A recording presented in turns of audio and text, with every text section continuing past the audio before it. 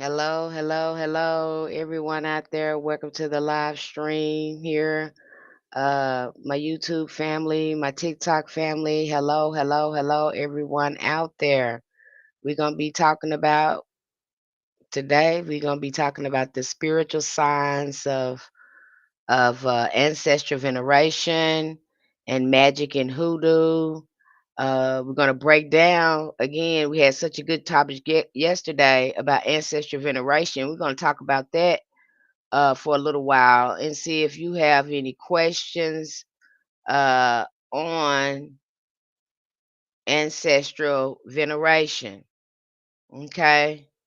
And then we're going to talk a little bit about astrology too, because we're in a lot of retrogrades. I have done. Hello, Black Hawk 05. Hello, hello. Welcome to the live stream.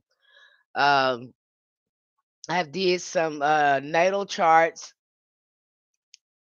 here, and I see how these retrogrades have been impacting a lot of people.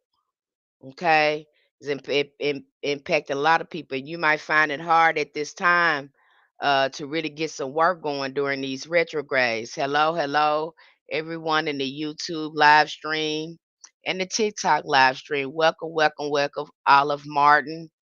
Welcome, Danielle Starr. Welcome, welcome, welcome. Everyone here is in the YouTube live. You're into ancestors veneration, hoodoo. This is the place you need to be because I break everything down to a science for you and help you along your path. We also have a hoodoo community on Patreon called Spiritual Roots Hoodoo Community, where we break hoodoo down to a science where you can see things start shifting in your life. If you are a person of African diaspora descent and you're interested in amplifying your hoodoo, understanding more about hoodoo and your ancestors, we have the uh, community for you.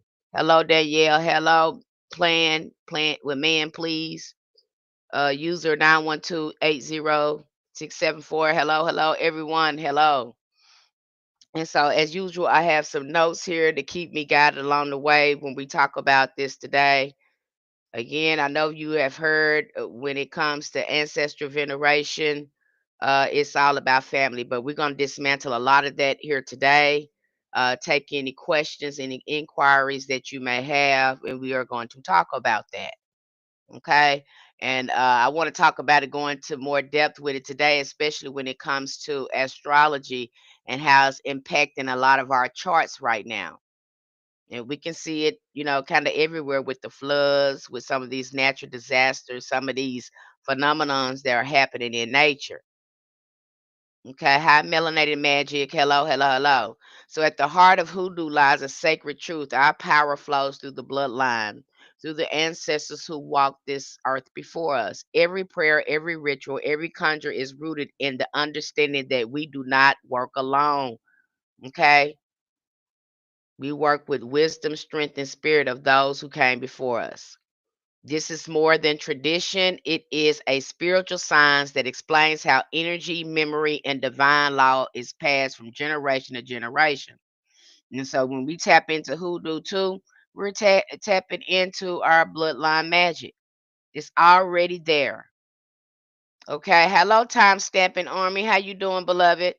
The magic is already there in you. See, I'm gonna give you your power back. You keep on talking to me. I'm gonna wake up that hoodoo in you. You understand me? You get over there where I'm at, I'm gonna put it right back in your hand.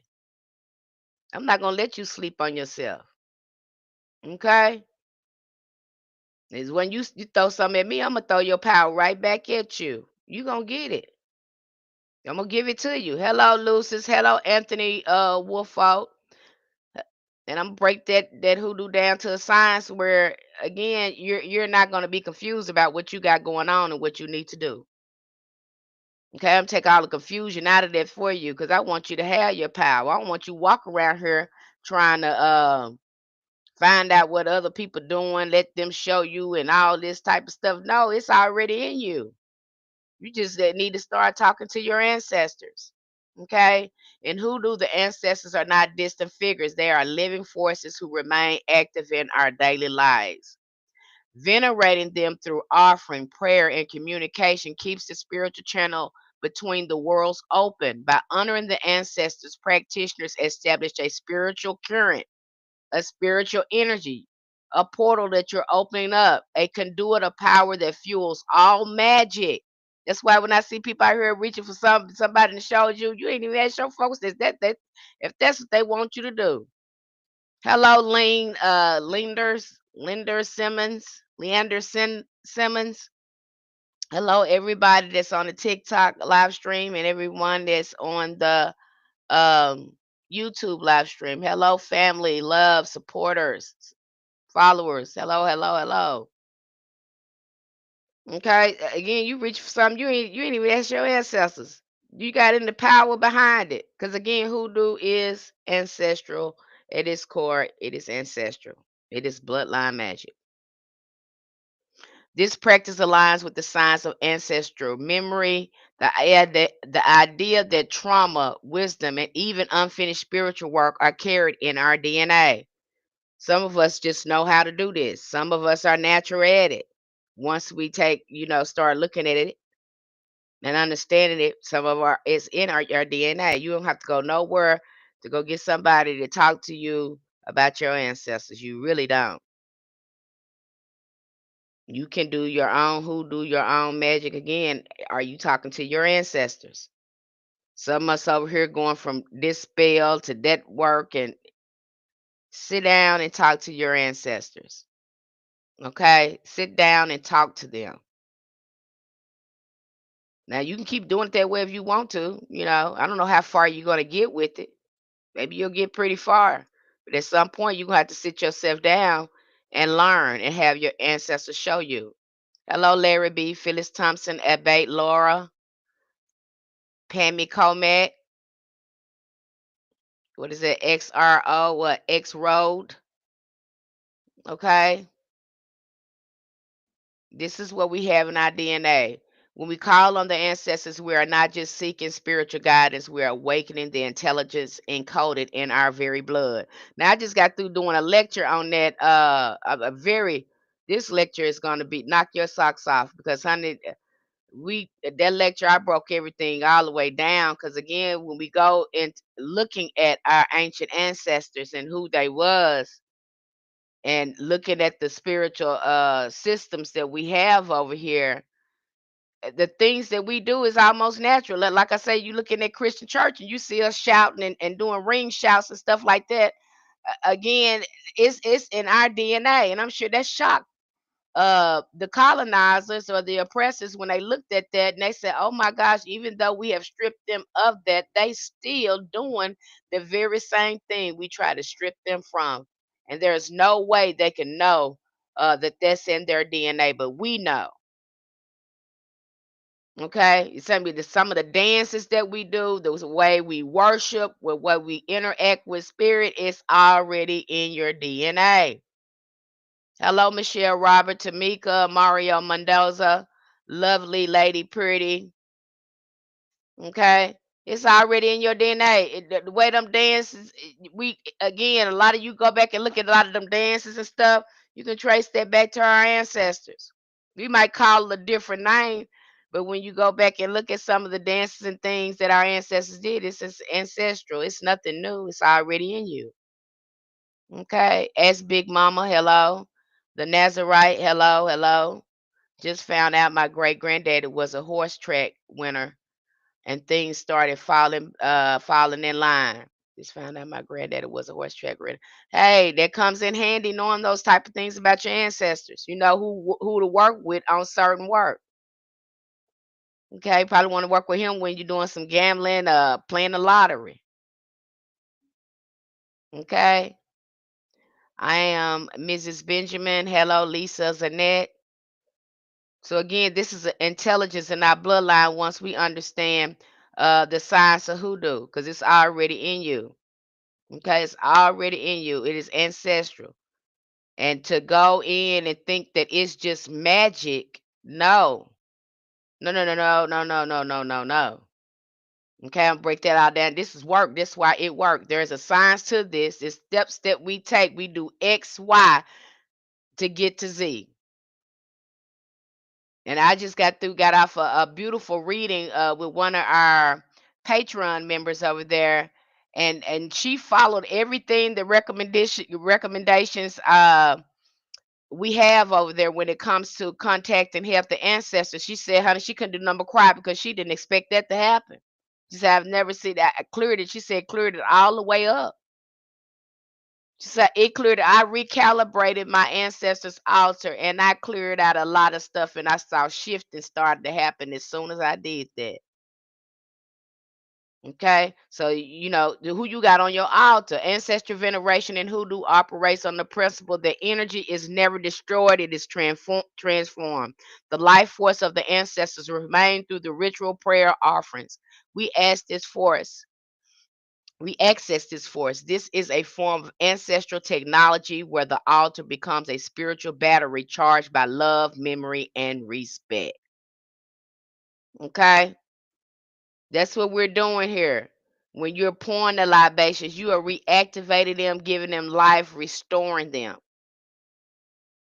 That's why we work with our ancestors in everything we do. Wherever we're conjuring, we got them with us, guiding us. Okay? And we want to come in contact with health ancestors. We're going to get into that in a minute, how important it is, because some of us got family members on our altar and you don't know what to do with it. It's just sitting there. You don't know what is going on that ancestor altar. You have no idea what's going on this ancestor altar. Okay, but I can help you with that. Okay, when you light a candle for your grandmother, or you speak the name of your forgotten relative, you activate frequency that resonates beyond the veil.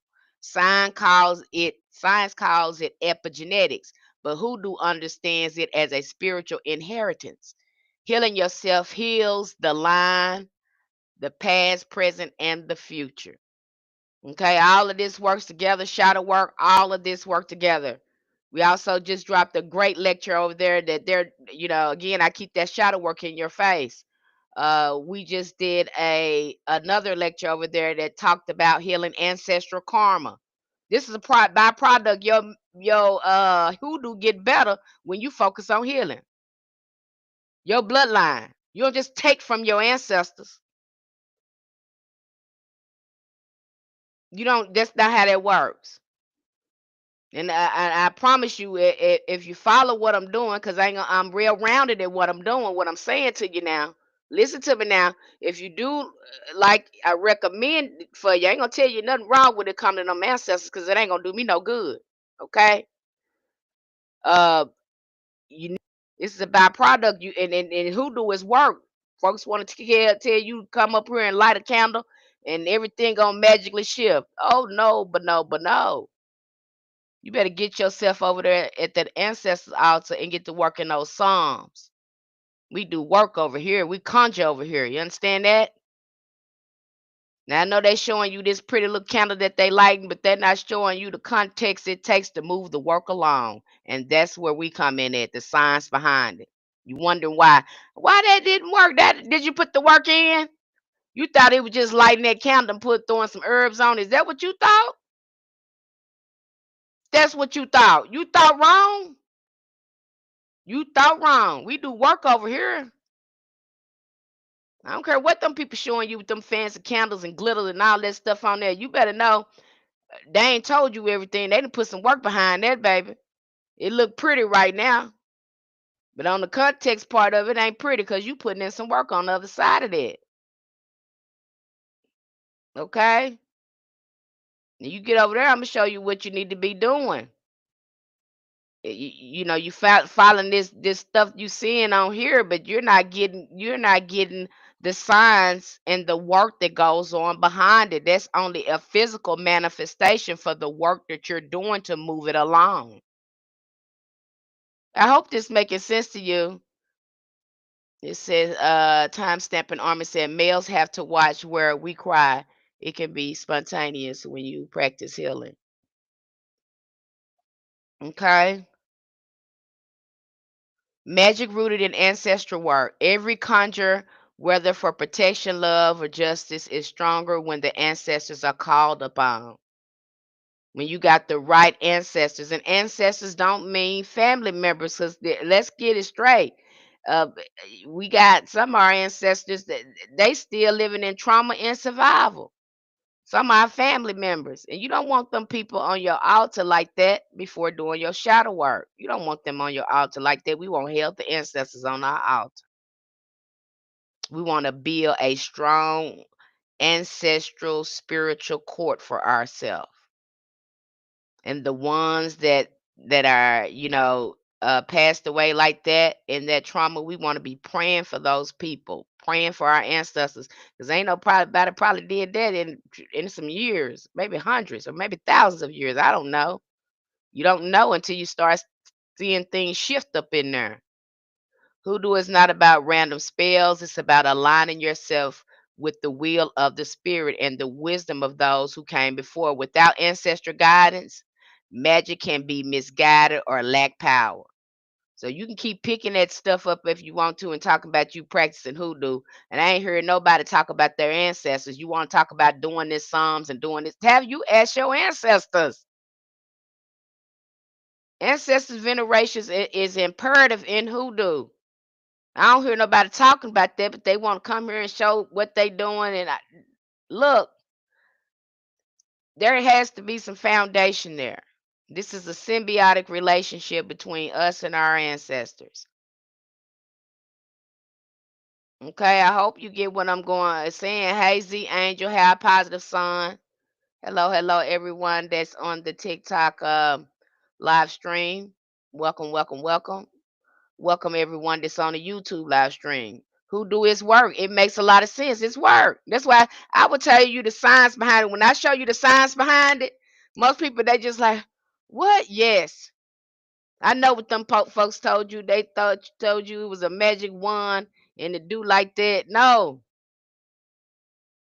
When you understand the elements and way things are set up, then it start working for you. But if you don't understand magic, you don't understand the science of especially hoodoo. Let me stop saying magic. You don't understand the science of hoodoo, you're gonna be a little lost. Okay, that's why I break all that down to a science to you. So it'll start coming together. I break it down, then I bring it together. I break it down and I bring it together. You'll see me do that several times over there in our Spiritual Roots Hoodoo community to help you gain a comprehension of what you have going on here, what's happening here. And you'll see me repeat things because, again, we're having to deprogram ourselves from all these lies and reprogram ourselves with the truth. So your mind need to be worked on because you don't know how it works. And how do we do that? We start looking at the spiritual sciences of our ancestors. Just dropped a great lecture that's coming out next week about that, because we need to look at again the spiritual mind of our ancestors and how they looked at things.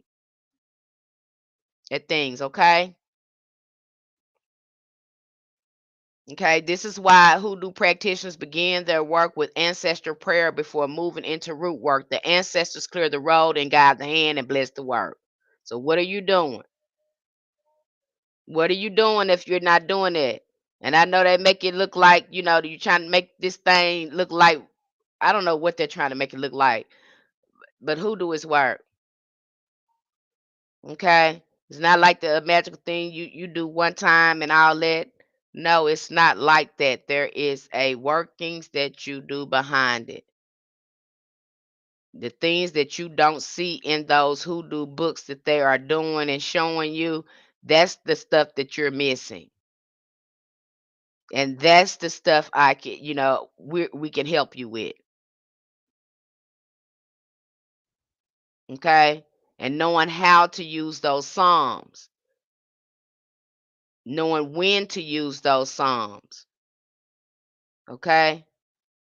And we break that all the way down, which I'll talk about that a little more. But knowing when to use those psalms. Okay? And you're most of the time that can be used in conjunction with the ancestors depending on the work that you have going on, but you also need to know what type of energies you are invoking in those psalms. I just broke this down. What energy are you invoking in there? Because in those Psalms, there are uh, names of God or angels that's in those Psalms that you don't see when you read it. But when we go through there and I give you a Psalm to do, I'm gonna tell you to go and look at our book, our staple book we have over there, The Secret of Psalms. That's the book that you need. Okay, so you can really understand the esoteric and occult power that's in the Psalms. See, they got folks just got you reading Psalms, but no, we need to break it down and study it. Why are we doing this? We need to see it from a hoodoo, spiritual, scientific lens, and stop trying to use it from a Christian perspective, because that's what I'm seeing what's going on there. And so when we can break it down again from the hoodoo spiritual perspective, you'll know how to use those Psalms better. Okay? Hope that help them making sense to you. I'm not losing nobody. And see, you got people telling you to read these Psalms and stuff, but again, the important thing to understand about the Psalms is there is occult, esoteric uh information in there that you're unaware of. And so when we go into this book, the secret of Psalms, they're going to break that down for you and looking at the 72 names of God. Makes sense when you start looking at the 72 names of God. I think someone was having a conversation today, and she said, "What about these angels, though?" You know, she was wondering about the names in the Psalms. I said, "Well, you're going to be able to see that uh, in different cultures, these angels' names were spelled differently, or they were called by a different name." See, I'm gonna break it all the way down. I'm not gonna leave you out there in the blind like that, and just show you a spell and you don't know how nothing work. That ain't helping you. And some of y'all want that. You know, who knows? Some of y'all want that because I see some stuff.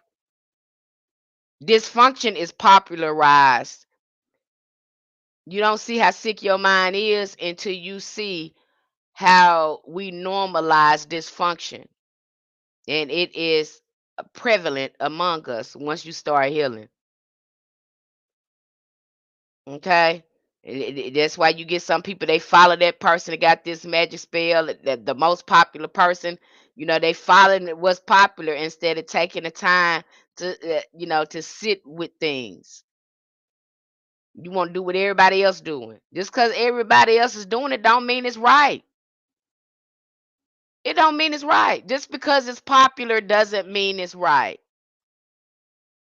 And see, I see a lot of that, a lot of that deception goes on here on social media, and then you're bamboozled when you are confused and all this stuff, because to you that person, looked like it was straight, but you still confused. Okay, you ain't gonna be confused over here. I'm not gonna let you be. I'm not gonna let you be confused. I have nothing to hide from you over here. I want you to have it all in your hand. I want you to have that power and understand how to use it. Hi, Kathy Harris. Hi, Miss Penny. I've been following you now for a few weeks. I truly appreciate you. Thank you so much for sharing your wisdom. Who is the author of The Secret of Psalms? I think his name is Godfrey Silich. Selig. Godfrey. Godfrey. That's the book you need to have. People telling you to get the power of Psalms. No. Okay. There is Jewish mysticism in hoodoo. Okay, you understand the components. So, and when we look at Jewish mysticism, where is Jewish mysticism coming from? I don't care what nobody say, and I'm gonna tell it like it is and scream it from the mountain. You understand me? Them folks got that stuff from Egypt. I don't know a religion here that I have it, and I've been doing this for a long time, you guys. I can't read a book without an author saying that they were influenced by ancient Kemet.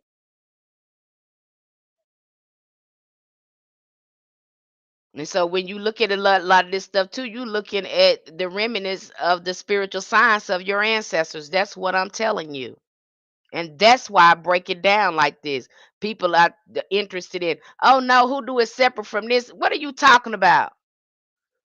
Because we created all this science. What are you telling me? We created all this science. Our ancestors knew that. That's why they was able to take that Bible and find themselves in it and made it a conjure book. So yeah, we need to look at all this science because this is who our ancestors was, and this is who these people are copying and using our own ancestral magic to oppress us with it. And because you don't understand it, you allowing it to happen. So you get people up here that try to that you give it them religions, and that's religion brings in division. It doesn't bring in uh again that harmony because they want to separate themselves. You get some people, the ATRs want to criticize hoodoo practitioners and the way they do things. That's your religion. You stay over there. You wanted to do like the colonizer and create a religion, a spiritual political structure called religion, then you stay over there. Don't come over here telling me what I can and can't do. You're not even under your ancestors doing stuff like this. So stay yourself over there. Because I know your ancestors ain't told you to come over here and tell me how to do stuff. They ain't told you that. That's their religion talking to you. They ain't told you that. And see that I have to be a matter of fact with them. Uh, Again, and I have to go back to your ancestors. I know darn well your ancestors didn't tell you to get in somebody else's business of African diaspora that that probably experience trauma and tell them how to do when they come to talking to their ancestors. Is something wrong with you? Have you hit your head? I have to look at them. I have them standoffish from them because y'all used to be some nice back in the day, but now corrupt Christians over here. Some of the corrupt Christians, like Christianity, it started off kind of good at first, and then it just got fanatical and crazy. Hello, positive vibes. Hello, sweet grass. Hello, yellow. Hello, Consuela Taylor. Okay, and you got to be careful. This that's why I love hoodoo because when I got to looking at those religions, I said they just repeating the same trauma. No, I'm not jumping back over there. I'm gonna stay right over here with my ancestors, free and liberated, right in this damn hoodoo where I supposed to be, and that's where I stay. Not interested in your initiation. I can learn about it. If the ancestors want me to know that, they'll guide me to learn about it, and that's how it's been working for me. And I don't know what's wrong with you because the foundation of most of those ATR is supposed to be ancestors, but y'all done left the Egungun out of there. I don't know what y'all doing. That's just my opinion on it. I'm telling you now, because some of them um act crazy, and especially over here on TikTok, you got this cult like Orisha community over here, and they seem to normalize it, give themselves a pass on their abusive behaviors. And you want to initiate somebody into something and you acting raggedy. Why would I get over there and you acting raggedy? That's not the same kind of spirit I want in me. Know them about the fruits of their spirits. You understand me? I don't care how popular he is. You see them up there rage baiting people and trying to criticize somebody. You got too much to do over there in your religion with Ifa, Odu, and all that stuff, trying to figure out your life and how these old Orishas leading you, and you done took an oath and pay. Worry about that. Why are you so interested in initiating somebody and taking somebody? Why are you so interested in that? I thought y'all said when y'all get in there, y'all supposed to get rich and all that stuff and all that stuff. Focus on that and stop using people to get rich and use them spirits that you have aligned yourself with to help you find prosperity and abundance and wealth in your life. And stop trying to leech off people to do that. Okay, that's what I got to say about that. And that's what's been going on. It used to be a beautiful thing, but I don't know what's happening over there. Okay? And I'm not saying, there are good well-meaning people out there, but now it's hard to find because of, what's going on up in there. Even in the Christian church, this religion then got crazy. And they have normalized the crazy. They have normalized asking you how come you won't give them your money and not asking you how can we better serve you since you've been a member of this church for so long. It's and you supposed to be in the business of service, ain't you? You supposed to be giving people spiritual power back, and here you is draining them dry.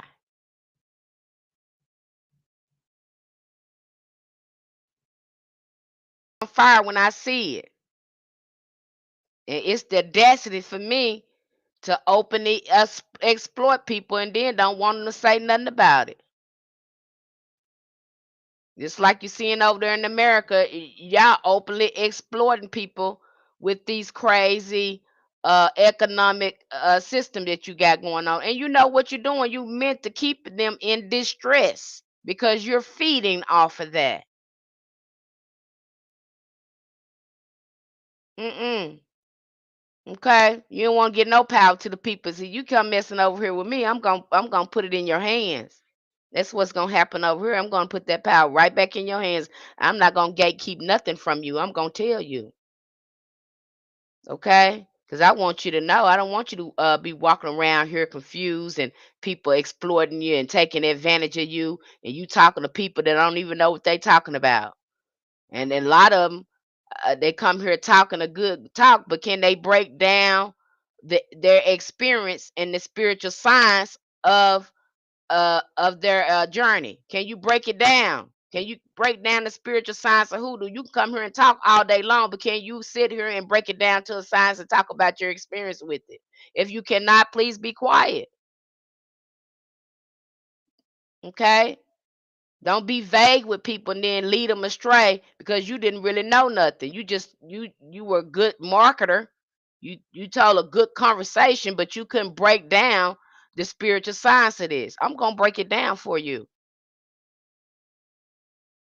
You can understand everything behind it. And you're like, oh, this is really a science. Yes, it is. If you do X, Y, you get Z. If you don't do that, you don't get nothing.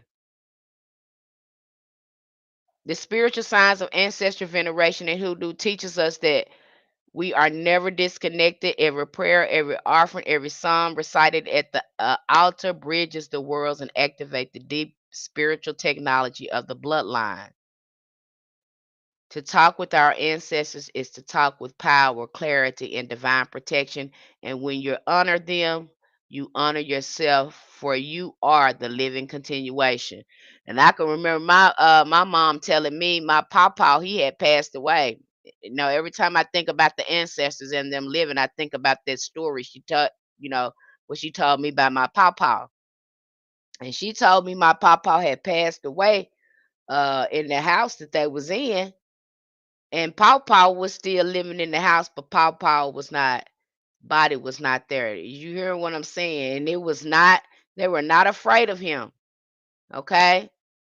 Even though Papa was not alive, Papa still lived in the house and they were not afraid of him. And you'll hear a lot of our older ancestors talk about some of the family members that passed on. They'll talk about a matter of fact, like they come there, talk to them and stuff all the time. Especially, I'm Gen X back in my day listening to the stories that my ancestors would tell me. about coming in contact with dead family members. They were very much alive the way they described them. Okay, so talk to some of your older ancestors and get their perception on dead family members. Now you'll see that in church too. Some of them, our ancestors in church, they'd be all against, talking to spirits, but some of them automatically start talking to the dead. They can't tell you why they do it. Hello, Kelly Walls. Hello, Rondre. Hello, with Healing Come. Hello, Jeans Kurtz. They can't tell you why they do it, but they do it. Okay. Now, right now, we're going to switch gears and I'm going to talk about healthy ancestors because I know this is a thing and I see this is a recurring thing with people when we talk about ancestors. And again, uh, we have a resource over there to really help you understand ancestor veneration and be able to work with them to enhance your life. One of the most vital truths in hoodoo and African spiritual sciences is the understanding that not all ancestors are the same. While many people assume their ancestors are simply their recently dead relatives, this is not entirely accurate. It's not accurate. There is a difference between family members who've passed on and the spiritually healthy ancestors who walk with us, guide us, and protect us. Why does healthy ancestors matter? It's going to matter a lot. When we venerate ancestors, we are not just calling on anyone from our bloodline. We are seeking those who have elevated, healed, and aligned themselves with divine law. It's going to help us get in alignment. Okay? And we want these ancestors that have lived life that is, again, connected with the land, that are much, much older. There were root workers, there were healers, there were shamans, there were conjurers. We want to contact with them, and we want to make contact with them because they're gonna make sure we get the make intercession and get the grace and mercy we need from the divine. Because sometimes we be messing up, and without our ancestors interceding for us, honey, we probably wouldn't get no mercy and grace in the spirit realm. And see, they look over some of the stuff you do. And a lot of the things that don't happen to us be because they made intercession for us. Right. I don't earn it. They want your butt as a price now. Yeah, they do. Time to snap an army when you go to them initiations. I don't know what's going on in there, but it feels nefarious. I don't know what's going on in ATR, but it feels nefarious and the wicked stuff they do. And that what trips me out is like the people that follow them too is under some type of, I don't know. Like they can't see. They can't see that's raggedy over there.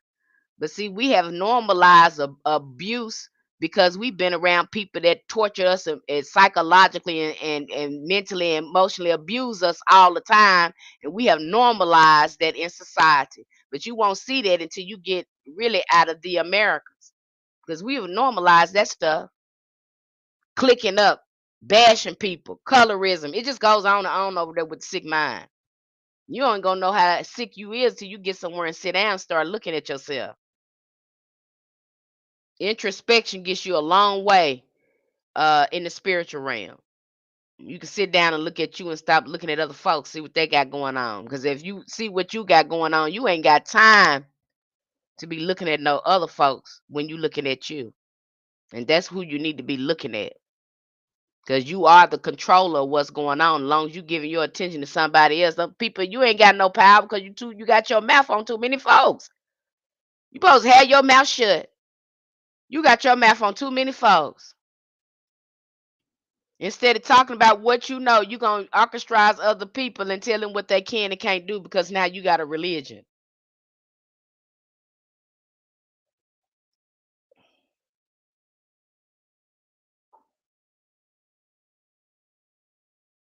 And you say you woke, but you can't see the ignorance in what you doing. I don't want to talk to them folks, and a lot of them until they get their set together. Is all of them like that now? But it's you can it's a more than enough that you can say that this that's is something going on over there. Okay, especially on this. this TikTok thing over here. A few of us spiritual practitioners have spoken out about it, but as soon as we speak out about it, we're kind of shadow banned. Uh, it really don't get no traction, and people love messing it. Some people like messing it. Some people like drama. You won't see that either until you start doing some shadow work. And then when I started doing my shadow work, I was like, oh my gosh, because when you calm down the nervous system too, and I don't think we realize we've been impacted by so much trauma. That's why we run the drama. That's why we run the gossip, because of all that trauma that's in our bloodline. And you're not going to see it until you settle down and get with yourself and really have to pour into yourself. You won't see it. I know I seen it. There's a reason why you like to see those reality TV shows. There's a reason why you love baddies. You like the drama. You like the excitement. There's a reason why you like to keep up with the messy lifestyles of some of these celebrities. You like excitement. You like a drama. They have us addicted to it. They keep us distracted with it. That's what they do. And it keeps you misaligned. It normalizes psychological, emotional abuse when they're doing that. And I know you don't see it like that because it is working on a subtle level, just like the music that they drop over there. Like the rapper said, they wanted them making certain types of music that will influence people to commit crimes so they can put them in jail and make money off of them. You see how that work? Same thing they do here. They don't put nothing inside your face they can't harness your energy off of. Okay, so you have them using witchcraft, mind control. Where did I break that down? It seemed like I broke that down the other day and I was talking about that. So they're using the occult to control your mind and mislead you. That's true witchcraft. Okay, because you don't understand occult sciences and you don't understand how they're using it. That's why you are falling submissive to it, because you understand what's going on. I remember when I first started getting in alignment, getting myself in alignment, it's certain music I couldn't listen to no more. I was like, what's wrong with it? Because I don't like the way it make me feel now. It's certain songs that I love Tupac, but it's certain songs I can't listen to him now. I can't because it messes with my frequency. Okay. Some of it I can listen to and some of it I can't. And I found myself listening to a lot of uh, instrumental music, ambient music, jazz. Uh, I found myself listening to that again when I start realigning my energy with higher frequencies. And you will become more sensitive to what you're listening to and what you're pouring into yourself. That's a byproduct. All of it works together when you really start doing the healing and really gaining more control over your nervous system and your thoughts. And I think I mentioned this the other day. A lot of us that went through that generational trauma like that, transgenerational trauma, a lot of us will have anxiety disorder, nervous system disorders. We're unaware of. Some of us are autistic. Some of us have ADHD. Some of us are neurodivergent. Why? Because that trauma is in our bloodline. But behind that trauma is hiding your spiritual gifts. Because once you start looking at it, you'll start saying, "Oh, this. I found something good behind this. Even though this happened, I'm able to do this because of this." No, it sounds strange. I thought it sounds strange too, but that's been my experience. Okay. When we venerate ancestors, we are not just calling on anyone. Again, we want to call on elevated ancestors. These are healthy ancestors whose energy is pure, balanced, and supportive. Working with them ensures that we are aligned with the truth, clarity, and power rather than confusion, dysfunction, and unresolved pain. Okay? So again, you'll see if you're working with just family members, if you have family members on your altar right now, and I'm just going to give you what you could be experiences if you haven't did the shadow work. If you have ancestors on your altar right now and you don't know what you're doing when you go there, just nothing is moving. You're talking to them, you telling them stuff, but nothing is moving, nothing is happening. Matter of fact, you're kind of confused. You're perplexed and confused about what's going on because you think this should be working. You just don't know what else to do. But now you've reached out to other workers. You're trying to get a reading and find out what your ancestors want you to do. You just don't know what's happening there. As an indication, you need to recalibrate your altar. You need to start from scratch and take it down and start over.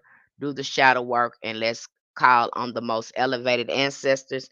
Do not put pictures or anything of family members up there. Don't do that yet. Just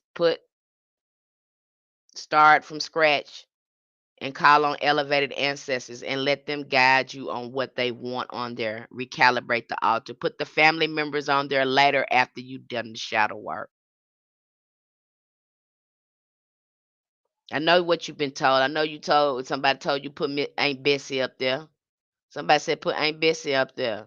But see, we don't know everything about Aunt Bessie. We don't know Aunt Bessie wounds. We don't know any of that because we haven't did any shadow work and took a deeper dive into the characteristics and personalities of the family to peel back the trauma that's in there.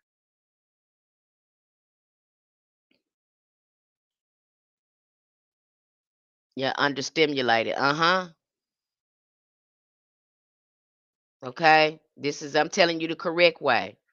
I am telling you the correct way. I'm telling you the correct way. I ain't gonna tell you nothing wrong now. Ain't gonna do you no good to have no stuck family members up there and here you is still living life, still stuff is still gotta move for you, but they still stuck where they was because again, they didn't do any trauma work when they were living. Doesn't mean that they were bad people or anything like that.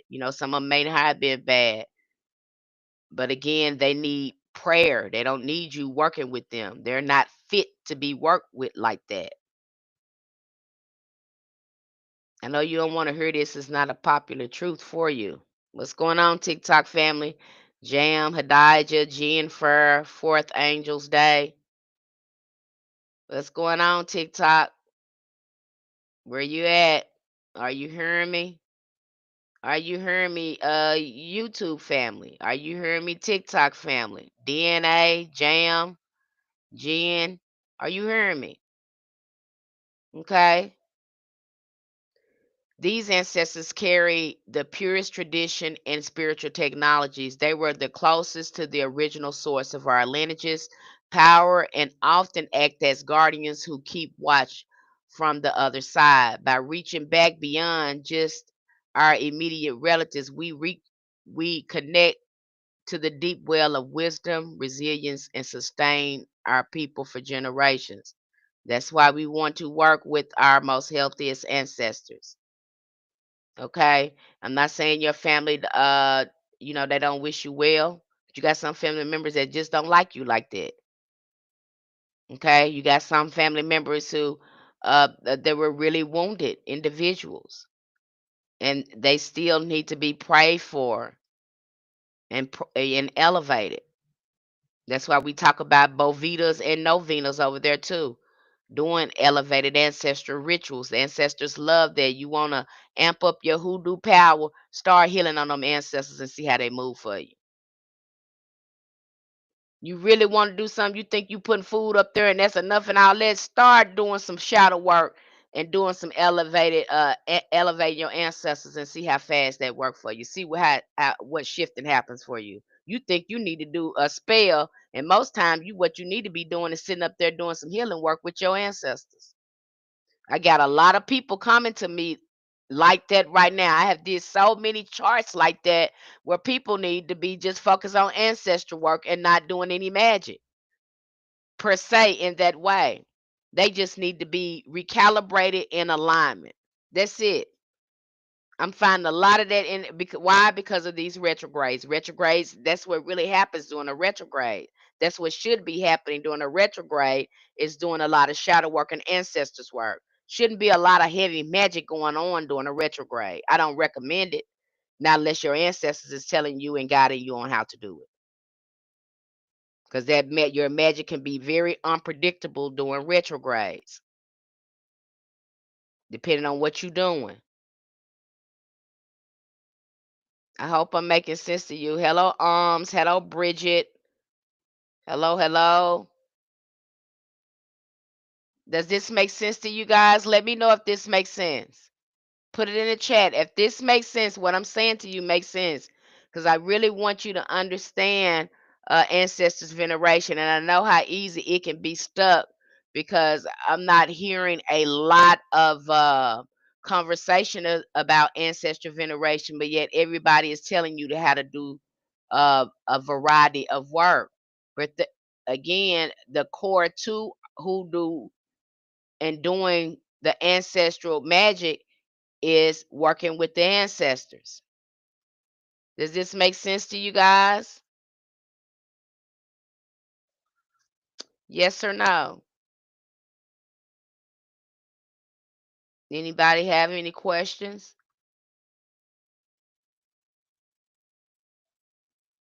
Talk to me now. Come on, YouTube family. Come on, TikTok family. Tell me something. Are you getting what I'm putting down here? Okay. I don't want you to be confused, especially when it comes to, okay, then purple heart, purple heart, and 3 black hearts. Okay, then. Okay, so we got it. We got it. Okay, good deal. What about the YouTube family? Do you get what I'm saying? Is it making sense? I don't want you to be confused.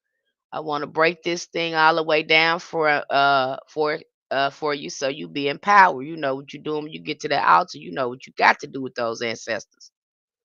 Because once you got your ancestral veneration in alignment, your hoodoo gonna take off. Your hoodoo gonna take off. It's gonna trip you. I'm telling you, I just got out of this meeting with this with a young lady. And I think I had talked to somebody else, and it tripped her out when she recalibrated her altar, and she saw that shift happening. She said, "I just cried. I couldn't believe it." Yes. Okay, Kathy Harris. Thank you, Kathy Harris, for saying I understand. She couldn't believe it. She said, I did exactly what you recommended, and that just the whole thing shift. I mean, the whole altar was just I took everything off, and I just in the shift." I said, "Yes." Not that your ancestors don't love you, they are not fit to do the work. They need to be retired right now. And so when we work with elevated, again, the Agungun, you're working with the angelic ancestors. And that's why too, you have to be in alignment. A lot of your work can't be crazy when you working with these ancestors. You can't be doing a whole bunch of crazy stuff. That's why I trip out when people you be trying to sick their ancestors on somebody and all this stuff. No, your ancestors want you to sit down somewhere and be quiet. They don't want you saying nothing. They already know the most powerful thing on you is your mouth, and you need to be closing it. You knew how powerful your mouth is. You wouldn't open it unless you had something to say that was of value. Okay? Because you're going to be using that thing to bring in blessings in your life, to call in your power. So you don't want to be raggedy with your mouth. Okay? You want to be careful how you talking about things. All right? And I know that's hard. That's the hardest thing in hoodoo. I think when you start doing your shadow work, is not just because somebody invite you to a fight don't mean you should go. You're gonna be doing a lot. You're gonna be growing up in there because you're gonna be keeping your mouth shut when you want to argue and all that stuff. The ancestors should be telling you keep your mouth closed. You mad? You want to cry? Come to the altar. We don't want you interacting and engaging in people like that because we need your aura clear. And it ain't making you punk. Is keeping your aura clear. Is bringing in more power when you learn how to reserve your energy, how to use your energy. Be careful of those, of those hoodoo practitioners that ain't saying nothing back. They don't engage in a whole bunch of, back and forth. Them the ones that know exactly what to do. They ain't gonna even say nothing to you. They're gonna take it straight to that altar. They're gonna talk to the ancestors about it. Be weary of the ones that ain't engaging. That's not, engaging in spiritual warfare. The ones that keeping their mouth closed and minding their own business. Them the ones the one that ain't saying nothing is the one probably know the most. Okay, the one that ain't talking about Hickson and throwing stuff is probably the person that knows the most. I'm telling you like it is. I don't care what you seen. I'm telling you what it is. Them gonna be the most powerful hoodoo practitioners, not the one that, got all this stuff on they, all this stones and copper and all this stuff. Them not gonna be the ones that have the power. It's gonna be the one you least expect. Okay? And some hoodoo practitioners you don't even know who they is until they open their mouth. You don't even know what they know until they open their mouth. Okay? Them the ones you see that have power. There ain't too many of them gonna be engaging in a whole bunch of mess. They keep their mouth shut. They just go on mind their own business. If something is going on, and you'll see a lot of again, a lot of emotional regulation going on with the hoodoo practitioner. They're gonna have extreme, why? Because they know how to hold their own pain. And that's what you're doing over here. That's going to spiritually mature you. That's why you need to do the shadow work so you can be able to sit in your own pain and learn behind it. They have learned behind their own pain. And that's what you need to be doing. Just like your ancestors did, they had to sit in their pain and learn from their own pain. How do you think they were resilient? That's the same resilience you have in you. They had to know when to keep their mouth closed. It was a matter of life and death. But when they opened their mouth, they knew how to put people down.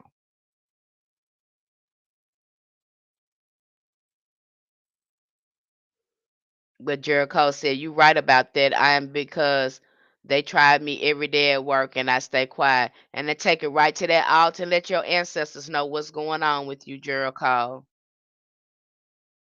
Because but believe me, baby, when they know somebody is doing a baby wrong, there's something about them ancestors, especially if you are serving them and they got a relationship with them. Them ancestors ain't gonna let nobody do their baby wrong.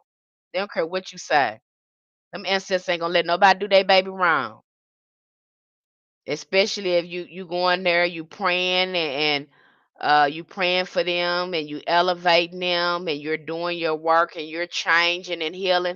Honey, I'm telling you, them ancestors ain't gonna let nobody do their baby wrong.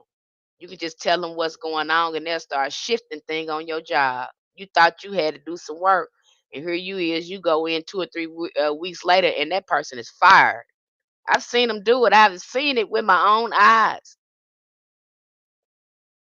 I thought I was gonna have to go and do something to this boy at my job, honey. He pissed me out so bad. I cried so bad on my ancestors altar. I said, but when I got through praying, I said, but if he didn't mean it in a bad way and he wasn't trying to be mean to me, ancestors, please show me that. But he hurt my feelings. I let them know just like that. Because we are children up under our ancestors. We know that. Okay, you need to understand it about your emotions too and stop doing work out of your emotions. When you know you like that, you need to go talk to your ancestors and let them guide you. Okay? Let them console you. That's what that altar is for. Folks saying, I don't want to go there because I feel bad. That's when you should go when you feel horrible. Go to the altar when you feel horrible. That's what you got it up there for. You should go up there when you're feeling like shit. That's where you should go. That's how you know it's working. If you can go there and then when you leave there you feel much better, then you know it's some ashe on that altar that's helping you doing some shifting. That's what an altar is for. It's to help you shift. Altar. Alter reality, shift. That's what it's there for. I hope that makes sense to you. Did you go tell your ancestors, honey? They're yeah, usually clear it out. Be honest with them. Okay? If you a child upon them, let them know they hurt my feelings. I don't like the way they talking to me. And if they don't mean it in a bad way, ancestors show me. But if they mean it in a bad way, please help me and show me what I should do about this. Is I don't like nobody again hurting me and trying to abuse me, because that's not what I'm trying to heal from. We already been through that, ancestors. We don't need nobody taking us through that anymore. A matter of fact, just like that. Don't be standing up there looking. You need to be standing there and you open your mouth. That's the time you need to open your mouth. Don't be telling your friend. You need to be telling your ancestors what's going on. You need to be calling nobody up and telling them about your life. You need to be telling your ancestors about your life. Why? That's why you got the altar.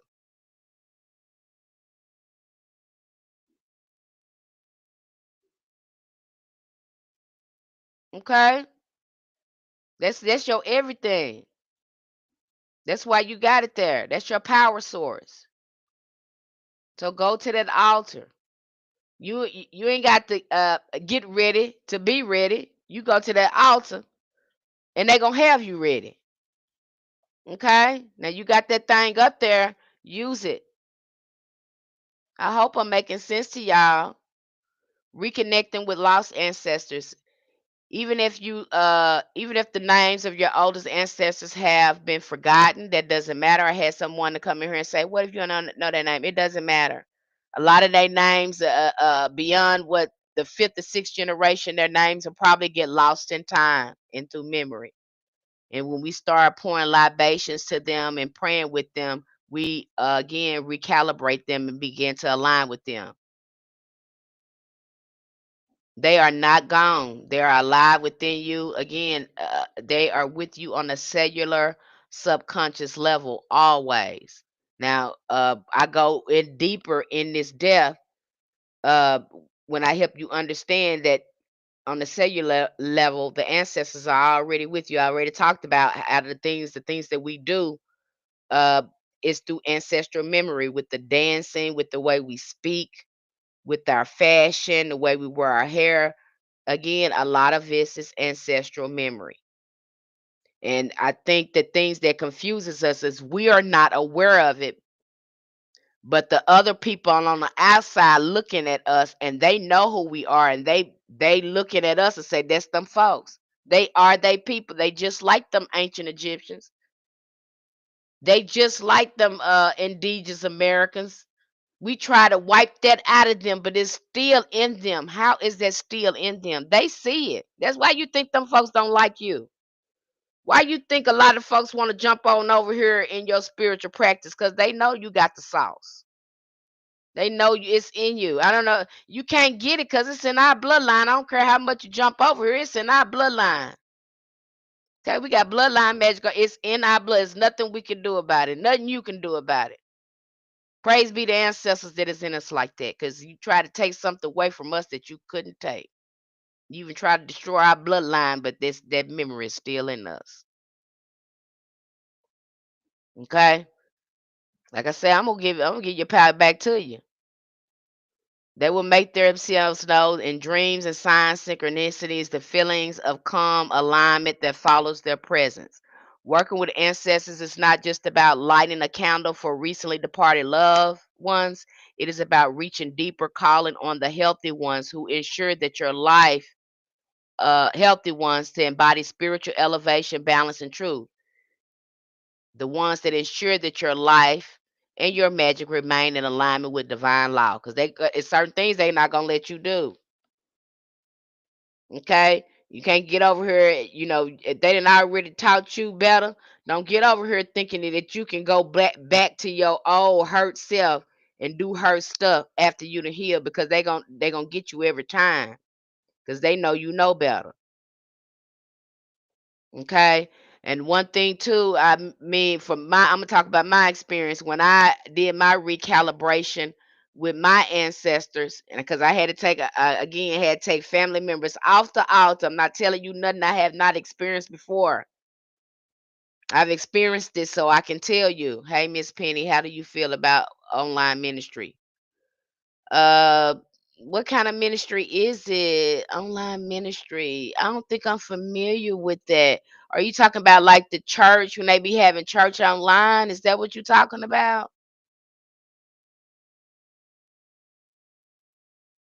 Is that what you're talking about?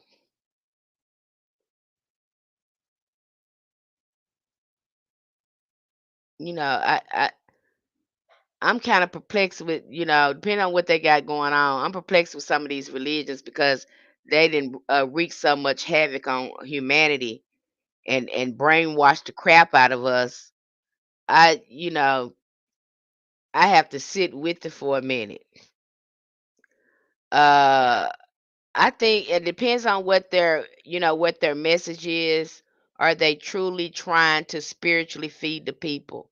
Because what I'm seeing now, these pastors and people, my thing is, if you gonna do that type of work and you want people to pay you, and I'm gonna go through this again, and I'm gonna go back when our ancestors started the church, and when them pastors was in that church, then they was going to the hospital praying for these people. You had women in the church praying and fasting over these people. They had the whole church praying for these people, uplifting these people in prayer.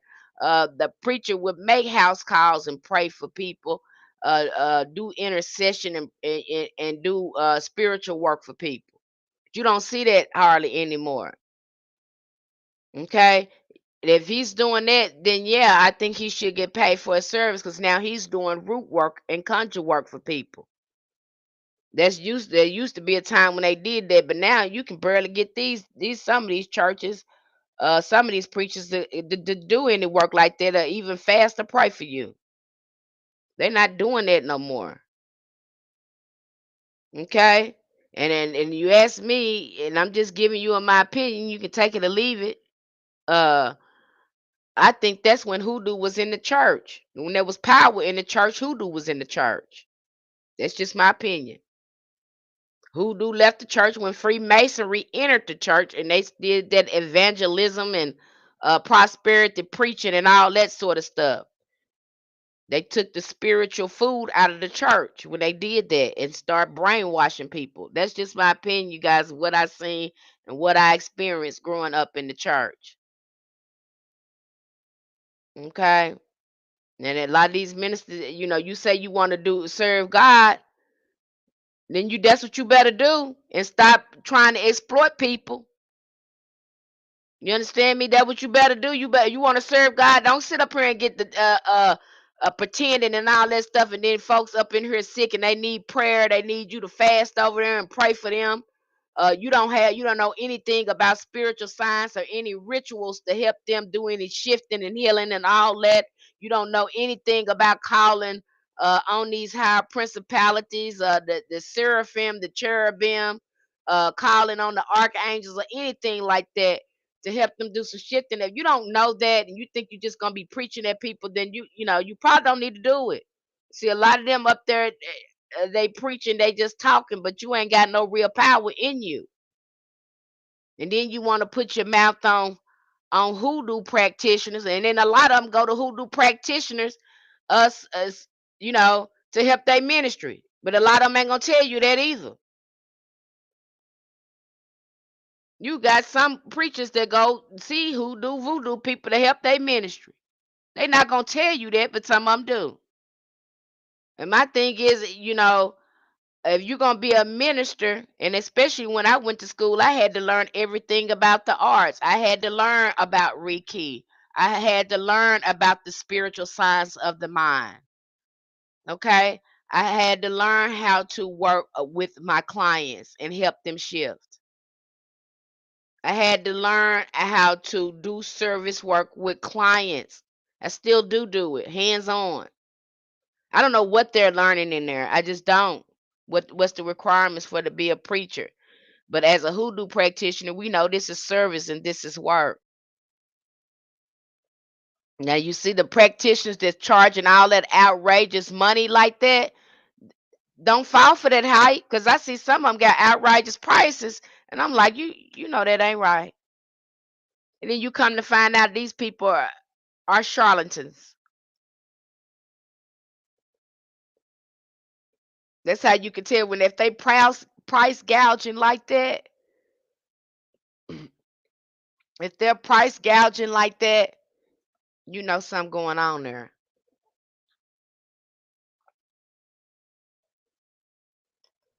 What's ruling them? Who they serving? I'm not saying they shouldn't be paid for their work, but you should not exploit people, when your price is outrageous. I've seen some of the stuff it be ridiculous. And you just picked this up yesterday. You have no experience with spirit, but you expect people to pay you all this outrageous. Are you kidding me? And they gonna gatekeep, may not give you the information, and may give you a vague reading. You see that go on. And some people like that because you followed them, they was popular and they was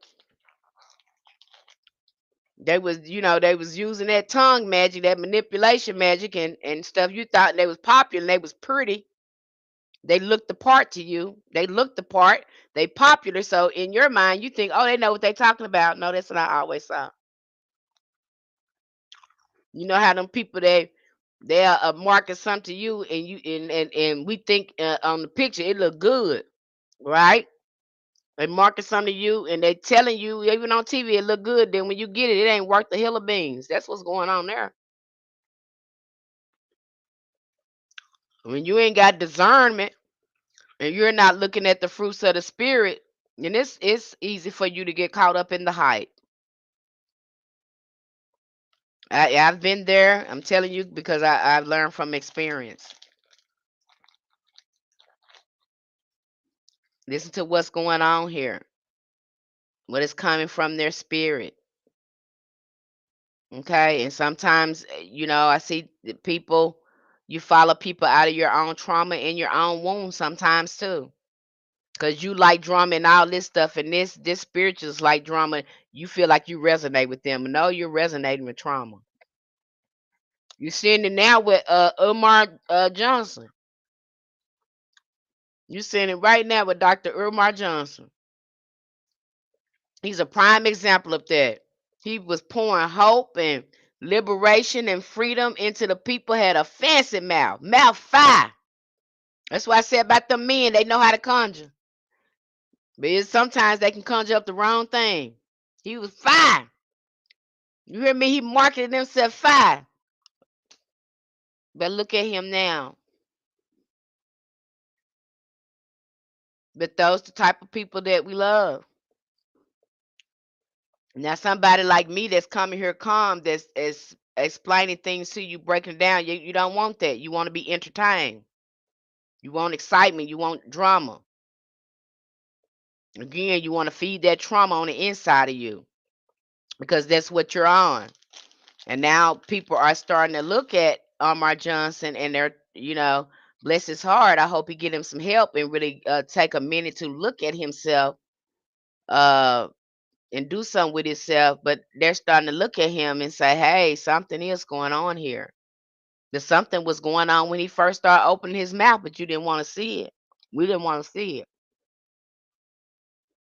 Same thing with what's his name? And this seems to be popular among the men. You seen that with Nature Boy. You seen that with Brother Polite. Okay. I'm just telling you there's something to really think about. And it's happening a lot in our community because we have normalized making trauma bonds with people. And we think, oh, they on our same level. No, they're not. Them folks ain't did no shadow work and they ain't healed because if they did, they wouldn't come here in that capacity that they come in and they will have some emotional restraint. They'll have more control over their being. And matter of fact, they will talk a lot slower. Okay? They would talk a lot slower. because they gonna put thoughts in what coming out of their mouth instead of telling you what you want to hear. I hope that made sense to you. It's a lot of them out there. And see, we go right into that when we talk about doing the cleansing, and we talk about these different personality types. Because when you start doing the shadow work and you start understanding how these spirits manifest themselves through personalities and characteristics, you start learning how to protect your energy. And we talk about that over there.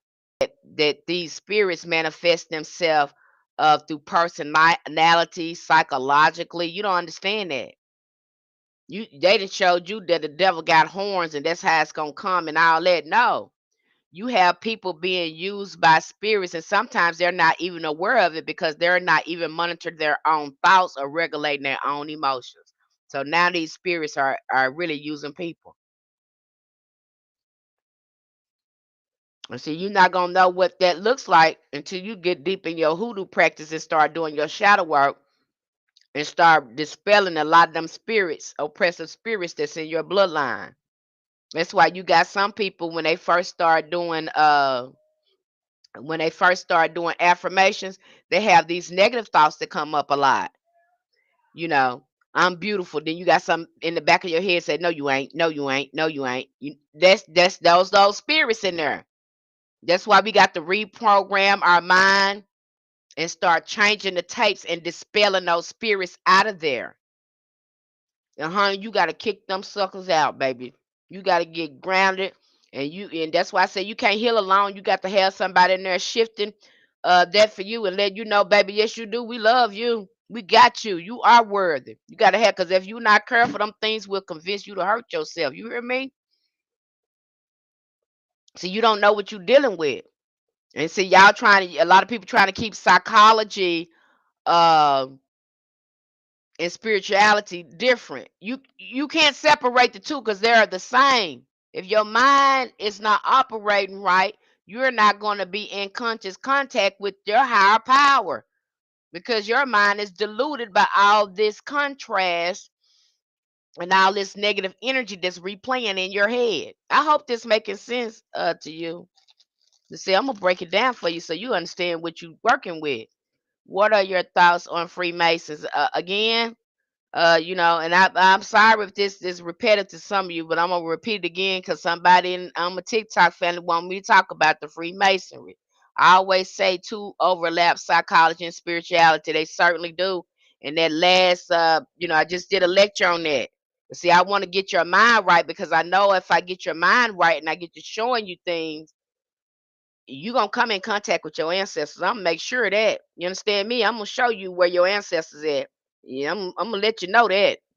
You understand me? You're gonna have a healthy relationship with your ancestors. I'm gonna break it all the way down for you because I want, my goal, my mission is to make sure you find your ancestors' magic. And what is that? Hoodoo. Okay. Okay. So that's okay. Pure light. I repeat it. I repeat. I think I talked about it the other day, but I will. I'll talk about it again. Now, the interesting thing when I found out about it, this is my experience and how the ancestors put it to me, especially when it comes to the Freemasonry in our community. Now, the first time I seen it, because I got some Freemasons in my family, and here I am trying to heal a bloodline, and somebody and come in here and sold the family out, and here I am trying to heal that stuff. So I understand.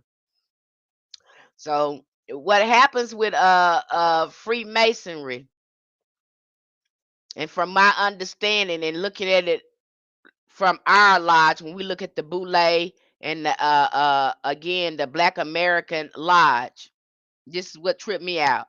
Prince Hall is supposed to be the first one who set up a Black Freemasonry lodge in the Americas, right?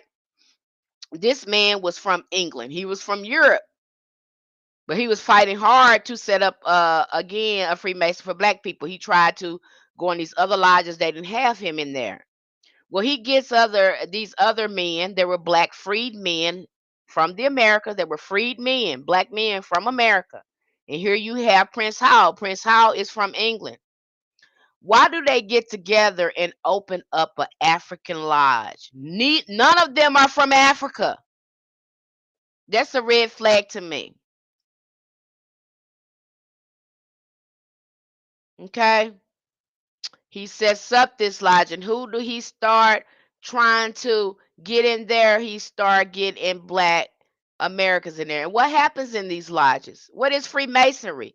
Freemasonry is again, all this occult knowledge came from the divine feminine.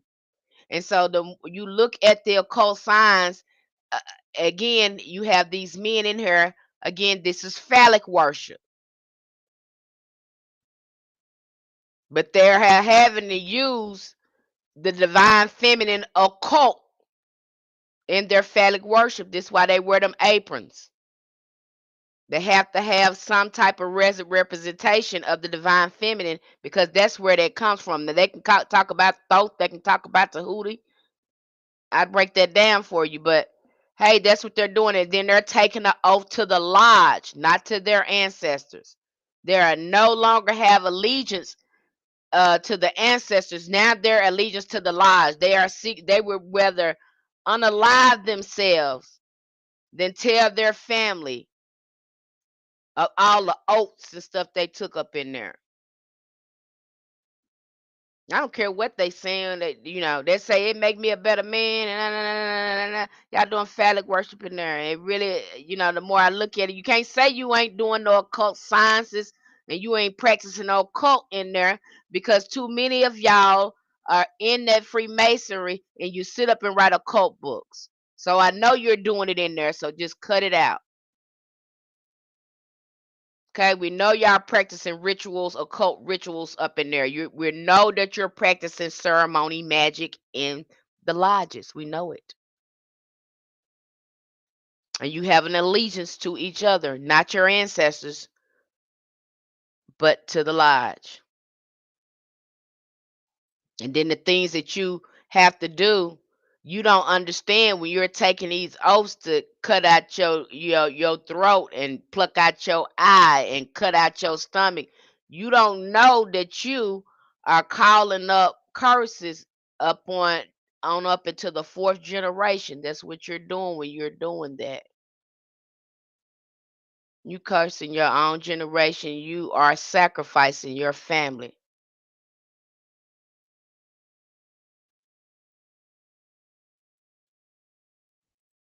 Now that what really, and then when I started really thinking about that, I started thinking about Bishop Mason, who was a root worker, and how I was hearing a story they would want him to take hoodoo out the church.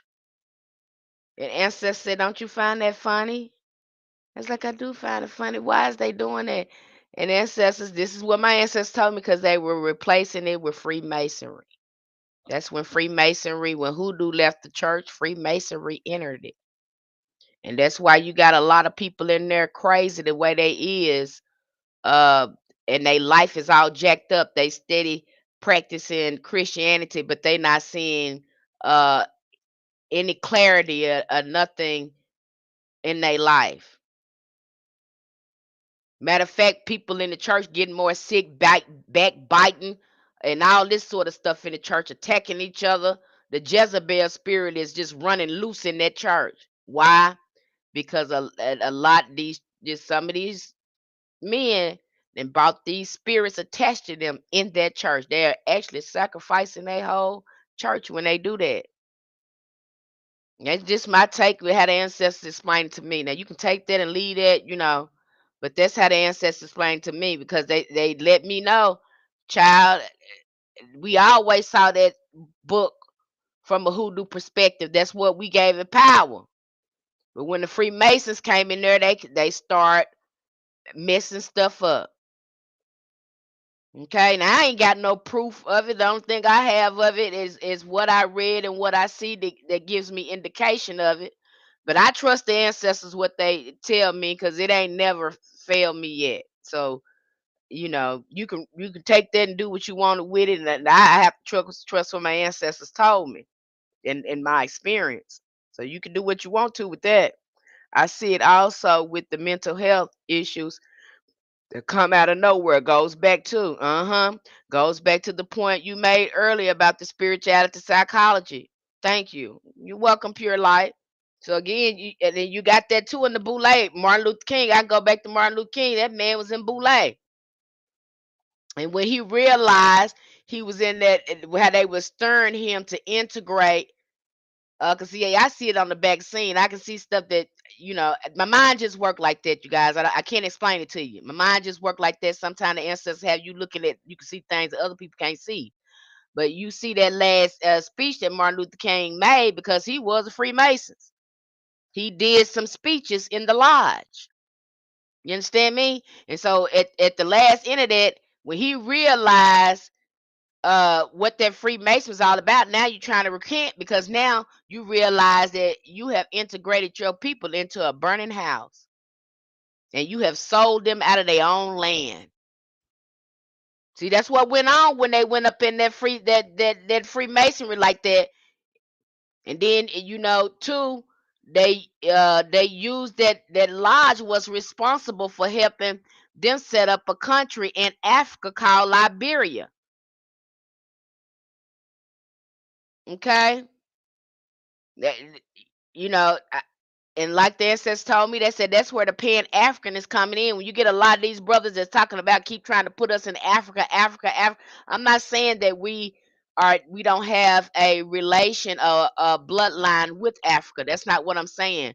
I'm saying that what you think, the way they are putting everything back in Africa, that's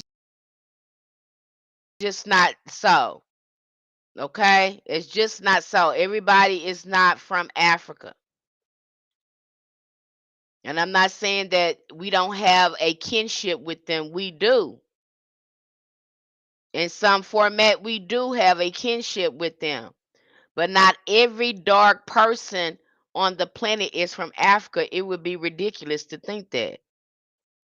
They already let you know, the ancestors already know you the first peoples. You are organically original people. You don't come from nowhere. You come from here.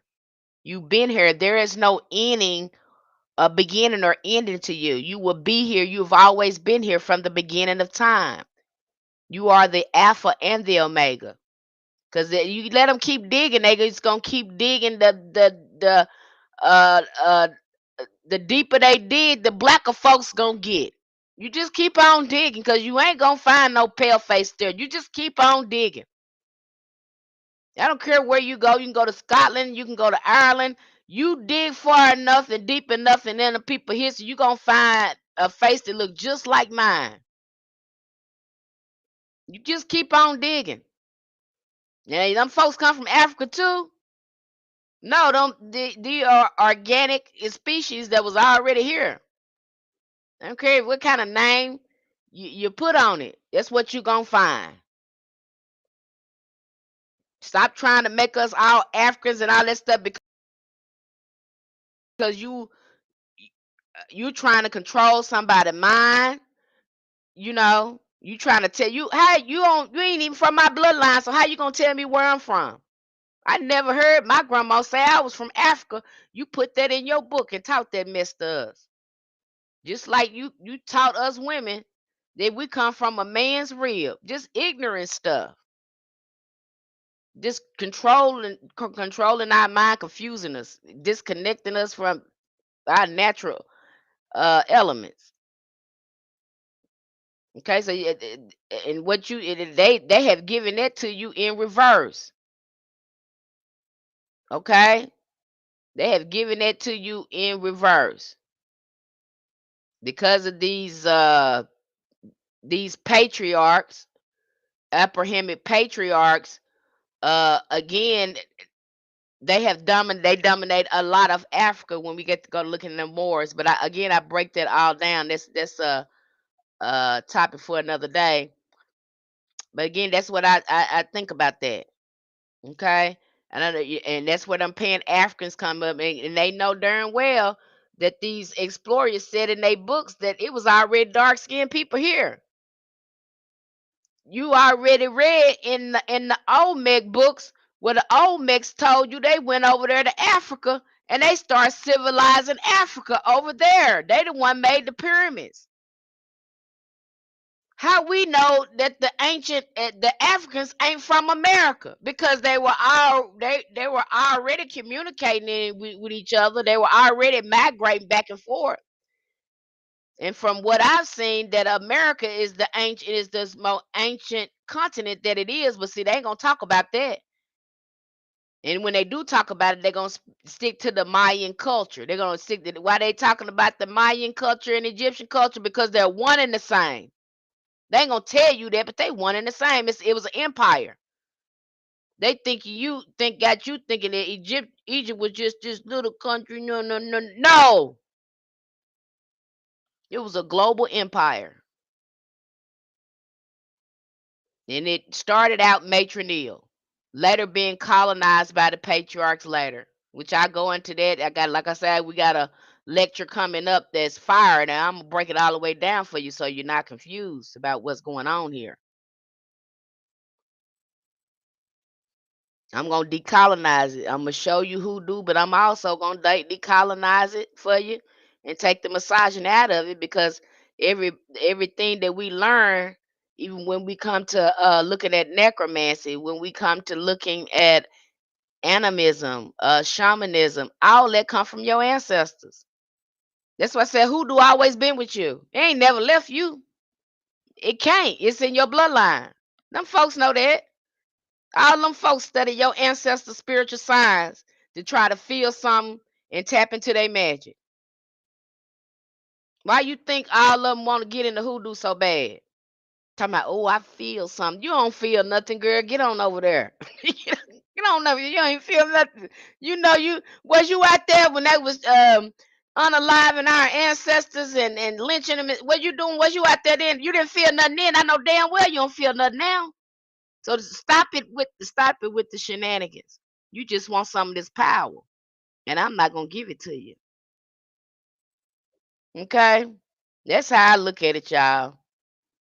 You know, face blue star, eyes hand green, bald face orange, TV shape, popcorn yellow stripe, smile person, blue holding pencil. I don't know what that means. XJ9. I don't know what that mean, baby. I don't know what that mean. What you trying to say there? I don't know what that means. Okay. So that's that they know, they're playing with your mind, and they can tell you in there they're not doing that, but yet all the evidence is there. And that you seen Malcolm X do that with the Boule. He was in Boule. You seen Jesse Jackson did it. Al Sharpton is doing it. So is uh Louis Farrakhan. They're doing, these people are Boule. Believe me, if they had anyone who was steeped uh and really honoring the ancestors, and they were really revolutionary, we wouldn't be looking at them. They would be unalive. They have unalived every root revolutionary that was about to put in their work on them.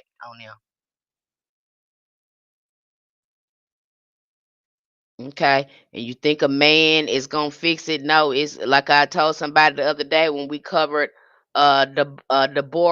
Deborah and Conjure. It's gonna be a woman to do it. Okay, the same thing going on. You got some of these men scared to get in there and get this stuff right. Even when they unalived that truck driver, black men didn't know what to do. And you kind of see that too in Judges with Deborah, because she was really the first prophet. You looking at her in Egypt, really, that really brought in a real revolution and liberation, because she was sitting up here having to tell the Israelites, y'all need to start putting in that work. I see you getting bullied and all this kind of stuff, and she kept on having to pour into them, and had to help them when they went into combat, tell them when to attack, because she was in contact with the Most High. And she was telling them, hey, God and show me you're gonna win this. You need to do this and do this at this time. There ain't gonna be no man to do it. You think a man gonna say, I ain't never seen that before. If he had it in him to do it, he would do it. And I'm not talking about men and none of that. He ain't got that in him to do that, and he doesn't embody that type of freedom and liberated energy like that. That's why they got that Statue of Liberty being a woman. Okay? They letting you know what it is. It's divine feminine. They ain't got no man Statue of Liberty. They got a woman Statue of Liberty up there. Okay? And they already know it's with the black woman, because why you think they've got that black woman in Times Square? Why do you think the French sent over a black woman? They already letting you know what it is. But see, you missing it because you don't know what you're looking at. What am I looking at? What what is going on in the live stream chat over here on YouTube? I don't know what's happening over there between XJ9 and Time Stamping Armor. What y'all talking about? I'm lost in y'all conversation. Okay, that's why they got that over there. They let you know what it is. Then they got Lady Justice. They know who gets the real justice. They ain't got no man representing that. In the patriarch society, they have a Lady Liberty, Statue of Liberty, and then they got Lady Justice in the patriarch society. They already know it, letting you know what it is. Okay, but because you don't know the symbols, you don't know what you're looking at. It's hiding in plain sight. You don't know what's going on there. Okay, ain't gonna be no man to do it. These men are Freemason. They bootleg, and a lot of these celebrities are bootleg too. And they keep you busy, being distracted with them instead of trying to get mentally and spiritually free. They are teaching us to love, uh, being mind control. That's basically what they doing. Hope that made sense to you. Some of us, we love. Some of us love it. We love being polluted like that. Some of us love our poison. I remember growing up, surprised that everybody didn't take spiritual baths for root work. Nope. You got people like you see it up here now. You got some people reaching for spells and ain't did no work. Don't know if they cleansed or not, but they gonna do that spell they just saw uh, Empress Jody do. I'm just making up names now. I don't know no Empress Jody. I'm just making shit up now. They gonna follow it. They gonna do it. Okay. And they don't have any, they don't know anything about the spiritual science. They don't know anything. I've had people to come to me and did some stuff, and it's like, why did you do that? Because I thought, and they didn't know anything, but yet they're messing with stuff they don't understand, and they cross themselves up. What's gonna happen? You're gonna cross yourself up doing it. That's all you're gonna do. It was at the point I realized family, especially women, were tuned in. Yep. Those people follow everything. Yeah, they'll follow anything. They love to follow people popular. They love to follow who they think they got power. They have another. I've had someone that come in my shop one time, and she just knew that she was initiated into one of the ATRs. I don't even know which one it was. And so when she got to talking to me about it, her initiation, I started to realize this child had been initiated. Uh somebody that exploited her. And so I didn't tell her that. I just shut my mouth because that spirit already told me if I was to tell her that, because she pays so much money, she gonna want to argue back and forth with me. So just let it be. So I just let it be. I listen to spirit. When spirit tell me to shut up, don't say nothing, I don't say nothing. And so she went on and talking and talking and talking and telling me what she learned. And the more I listened, uh, she was not given a good foundation in her work. Somebody had just gave her a variety of spells. That's it. Didn't know how to work with ancestors. Uh, didn't know the foundation of the work. If I was to have you sit down and start having breaking down a spiritual scientific discussion with her, I probably would have lost her. Okay. And if you saying your spiritualists can't break that down like that, they can't come down here and talk. Because again, this is a science. It's no different than the physical science you see. Metaphysics is quantum physics science, the science of the unseen. It's still a science. And if you work it, you'll see it manifest on a physical realm. Okay, that's why people think hoodoo is magic. Nah, yeah, it's that, but then no, it's not because I had to get my butt in and do the work. I earned this. You know what I'm saying? That's how us practitioners be looking. We earned it, like we had to get in there and get it done. So yeah and no. Okay, if you know how to work with natural elements, it will be seamless for you because you align with your ancestors. You've been doing the work. So now when you go in the conjure and start using your mouth, things shift easily because you're in alignment. If you're not in alignment with your magic, it ain't gonna shift the way you want to. If you're not in alignment with your ancestors, you're not gonna see the changes you want to see. I don't know what they're saying. I'm listening to what you're talking about. We need our women tapped in. Okay, then, time stamping army. Okay.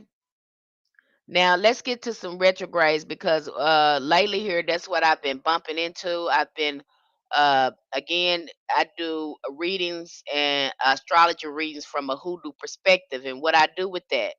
I'm gonna talk about this again. I talked about it the other day. A lot of us love our zodiac sign. We love our astrology chart. We love being the water sign. We love being the fire sign.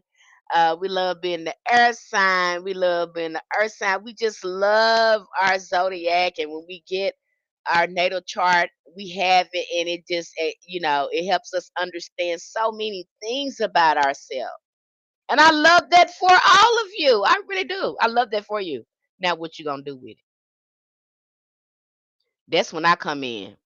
I'm gonna break it down for you and show you the root work, the ancestral work, the shadow work you should be doing at the present time.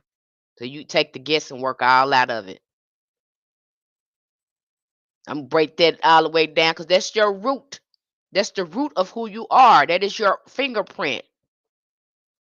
Okay, and it's a beautiful thing to have that because now you got a head start on what you need to be looking at and what you need to be aligning yourself with. You know your gifts that's locked in there. You know the ancestral magic that's not locked in there. You know the shadow work that's locked in there. You know the elevation you need to do in yourself that's in there. All the magic you came here with. I'm gonna give it to you. Okay. I had somebody today and I was doing a reading, and usually when I do a chart, I'm going through there, but once I'm done with it, I release it and I let it go. This client, she had booked a reading and she booked an astrology reading. It's crazy how that happens. And I had I finished her reading, her astrology reading, and we getting ready to do her tarot reading. How about when I start flipping over her tarot cards, they look just like the astrology reading I gave her. It's amazing how it does that. And everything that I put in that reading, he showed up in the cards. It tripped me out. I was like, girl, the same thing. I said, really, you're going to get a repeat of what this reading is we just did, this tarot reading, because you're going to get that same thing in the astrology chart I just cast for you. You're gonna get the work recommended in there as well. But as always, ask your ancestors how they want you to start with this. Just because I recommend it don't mean that I don't want you to ask your ancestors about it. Ask your ancestors, they give you to go do it. But this is what is showing up right now. Okay. It tripped me out when I said so. Oh my God, it tripped me out. But I noticed that started happening the more I started doing tarot. I noticed that these other planets and things would start coming up, and they would manifest themselves through the major arcana. And we just did a tarot workshop on there, how I break it all the way down, um, showing you the astrology in it and how the planets are in there and the zodiacs and how they can come up. Okay. I think later on we're going to go into the ancestral archetypes that you see in the tarot as well. So I'm going to break this thing all the way down for you. Okay?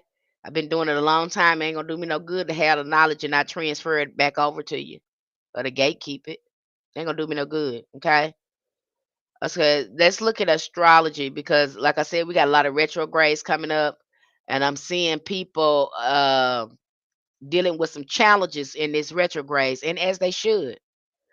A lot of people are afraid of the retrogrades when they come in. They're just like they want to bury their head in the sand. They don't even want to deal with it. A lot of, but you will change once you start. You'll change this once you start getting in alignment with your ancestors. Astrology teaches us that the retrogrades are not meant to bring fear, but rather to provide an opportunity for deep reflection, healing, and renewal. With Pluto, Neptune, Saturn currently in retrograde, the collective is being pushed into a sacred season of shadow work. That's what needs to be done during retrograde, not heavy magic. And you will see when, if you got some stuff that you want to do during that time, if you start doing the ancestral communication and shadow work and healing work, you'll start seeing major shifts happen just with working with your ancestors.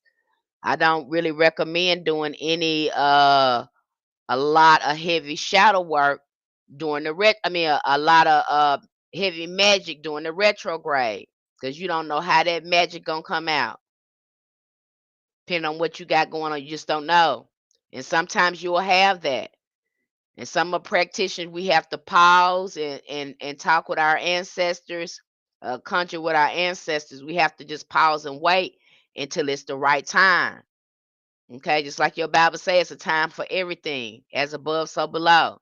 And so, if that time, we don't just go out here and just doing work anytime we want to. It doesn't work that way when you're working with natural elements. I don't care what you see on here. Okay, don't believe hype.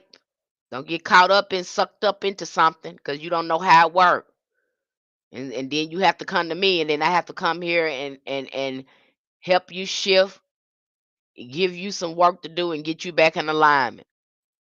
'Cause that's usually what happens when folks then got messed up trying to follow this and follow that. Then I have to get them back in the line and set them back straight and give them some work to do. That usually what happens. There's too much of that happen, you know. 'Cause you got some of these people now. I don't know if they're influencers or they're spiritualists. I can't tell sometimes. Okay, which they what they and you just confusing your clients like that. What's your mission? What's your purpose? Stick to it. Don't get distracted because you're confusing your clients like that. These planetary forces are aligned to encourage us to face what has been hidden, to release karmic burdens, and to invite guidance from those who came before us. Okay, so again, during this time, you're gonna have to probably sit in a little bit of pain. And you need to sit in the pain to do the shifting and the transmutation work. And I do got some people over there, they want help with shadow work because I don't recommend that you do it by yourself. You can't not do shadow work by yourself. You just can't do it. You need a therapist, a life coach, a spiritual advisor, somebody help you through that thing. Okay? Because we got trying to get our mind back in alignment. And if we're having to do shadow work around that, again, there is a sickness around that. So we need someone to help us shift, to get the light out of it and transmute. And if you could have done that, you would have done it by now. That's why we need help. Okay?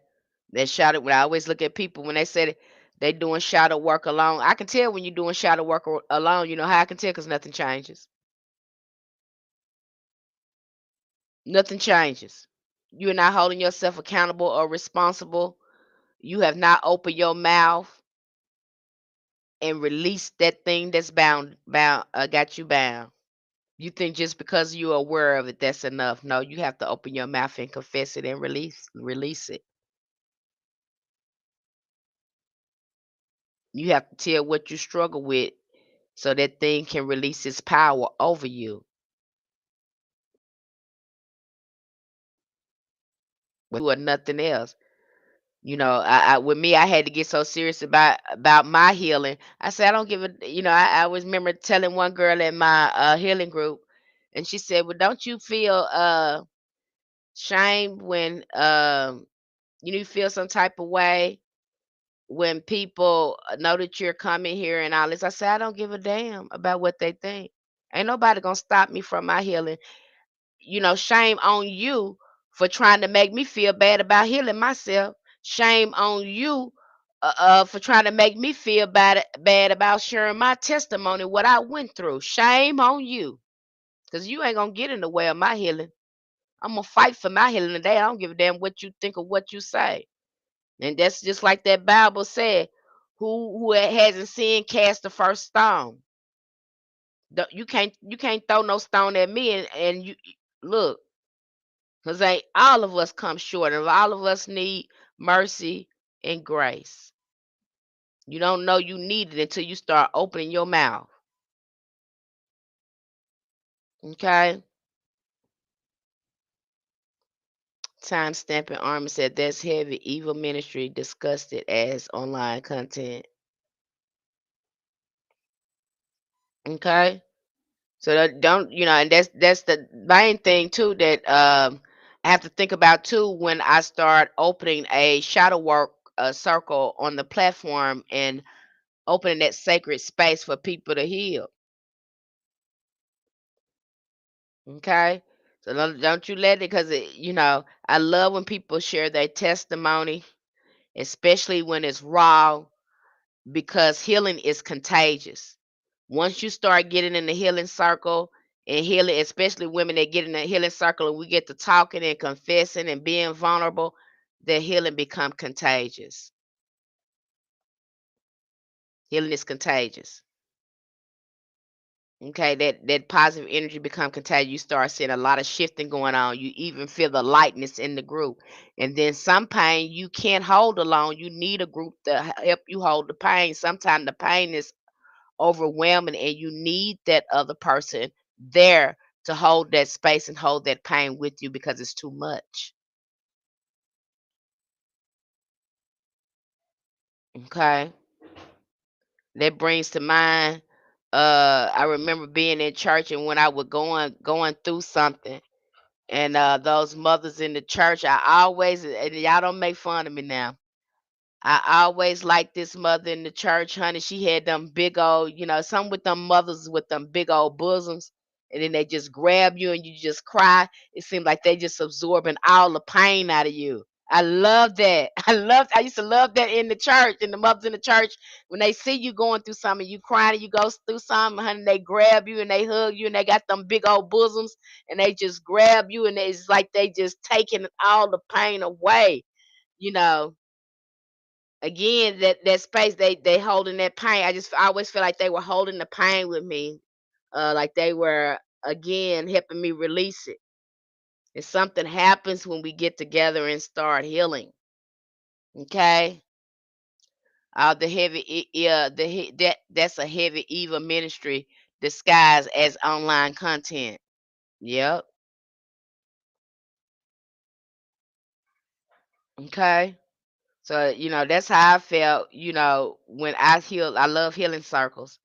Especially, I have not did it with men, but I can speak for the experience with doing it for women. Something magical happens when women start to heal together, where we're not attacking each other or trying to uh, shame each other. When we actually get on one accord, magic happens when women get in a circle and start healing together, and they're not trying to be mean, they're being authentic. Magic happens. I've seen it happen so many times, and it becomes healing becomes contagious. You you uh you grow so much faster when you do it in a group. That's just been my experience, you guys. Okay. Now we have a Pluto going in retrograde. And Pluto again is about shadow work, transformation, death, and rebirth. That's really ancestral. Okay, this is the time again to be looking at old wounds, family secrets, karmic loops, generation cycles that's going on within you and in your family. This is like the best time to be doing shadow work on these retrogrades. You're going to get some medicine and get some power out of. You just sit there and sit in the pain and look at it and do the work. It's a byproduct. Every time we can do some shadow work, we raise ourselves to a higher frequency. We become better transformers and transmuters. I hope this makes sense to you. Okay, nobody's broken that shadow work down to you like that. They haven't broken it down. I haven't heard it. I'm gonna say I haven't heard anyone break it down like that. Okay, and letting you know how the importance of it in all your workings. Neptune retrograde is dissolving illusion. So what you thought was real, the ego should be, dying right about now. And what we're seeing now, again, what you see in Americas, and again, it's having a outer impact because now you see what it is over there in America, especially when you see all these political shifts and natural disasters and everything that's going on over there. You can actually see you're no longer in a fantasy. You got to deal with what was going on, okay, and make the proper shifts and adjustment. And if you are not sure about your ancestors' altar and you got family members on there as well, and you probably are more foggy now because you don't have healthy ancestors on there and you got family members on there, you probably going through a heavy fog if you got family members on your altar and not your elevated ancestors. That fog may be feeling very thick right now. Okay. That's why I tell you, usually I've seen quite a few people that make it over there to our community. They have to recalibrate our altar once they go through and see the ancestral veneration resources over there. They're just like, I got to recalibrate this. Yes, you can do it. Even when you go to an ATR and they're initiating you, this is supposed to go this way from what I've studied. The idea is to get you in alignment with healthy ancestors, not just family members. They don't do that over there in ATR. They get you in line with the Egungun, with your healthy ancestors. And that's the same thing we do over here in Hoodoo, nothing different. It's the same thing. Why are we doing this? Because we want to clear out our bloodline and we want to be in alignment with our magic. We want it to work. And the only way we're going to do that is get in alignment with healthy ancestors. I hope this making sense to you. That Saturn retrograde, again, a lot of karmic lessons and discipline that's going on. Probably a lot of things, you probably going through a lot of things right now you just do not understand. Sit down, do the shadow work. Talk to somebody. You might have memories coming up when you made mistakes in the past and you really don't know what to do with it. Write it down, sit down, talk about it with somebody. And then talk about the person that you were when you made that mistake.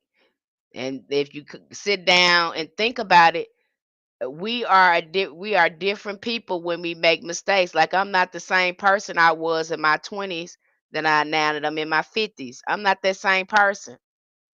But I have to go back and look at the mistakes that she made and sit down with her and say, "Hey, this is what happened and this is what's impacting us now." You know, I know you didn't mean that. So what can we do to make amends to ourselves? And if there was a person in the situation, what can we do to make amends to them? How can we shift where we don't carry these energetic patterns anymore and just release them and forgive ourselves? and knowing that during that time you made a choice out of survival. If you don't know no better, you can't do no better. Okay, so you'll have some of those memories that crank up, or repeating patterns that crank up during Saturn retrograde. This is the time to get disciplined, to really look at ourselves and sit with ourselves. Do not be hard on yourself. Be very gentle and loving with yourself. Because again, we're learning. Everybody talks about the higher self, but no one talks about how it looks. How does the higher self look? It looks like the divine parent. You start to reparent yourself. Okay. The shadow work is no longer in control anymore. It's the divine parent. Divine parent comes in and say, okay, you made that mistake. We're going to do better. We're not going to let that happen anymore. We are in charge. That's when healing happens. The divine parent steps in line. And we thank the shadow. Okay, we thank the shadow. We thank the inner child. We thank them because they kept us safe. They kept us alive. We no longer need them anymore because we have our God mind, our divine parent, our divine mind in charge of us now. We're no longer in survival mode. We're in alignment. And that's the energy that we are using. I hope I'm this making sense to you. Okay? People make spirituality make it think like you're a superhuman. No, you're not. You're not superhuman at all. No, you're not. Okay? You just aligned. You can still be impacted mentally, spiritually, and emotionally by things. That's why we have to take the time and do assessments on what we're thinking and how we're feeling. You are a bio spiritual unit. And so when you learn to look at these, what I like to call, because basically your emotions and your mind ain't nothing but like a check engine light letting you know, hey, we need your attention right here. Something's going on right here. We need you looking right here. And start asking yourself, what is going on with me? Why am I feeling like this? Where is this coming from? Instead of acting up on it. This is about self mastery as well. What you laughing at, Jax? Jax laughing in the comments. Okay.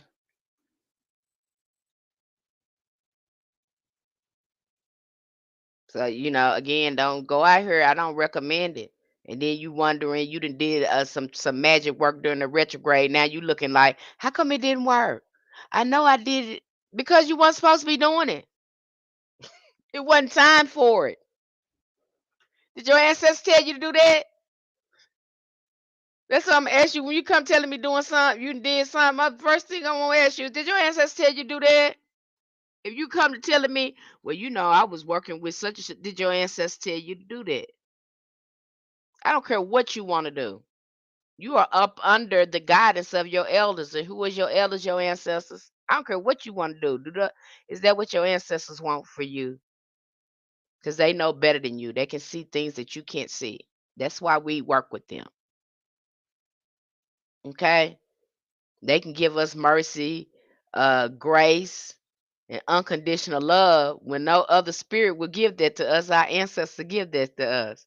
You just don't know how. But sometimes we don't know how many times we're being saved by the mercy and grace of our ancestors.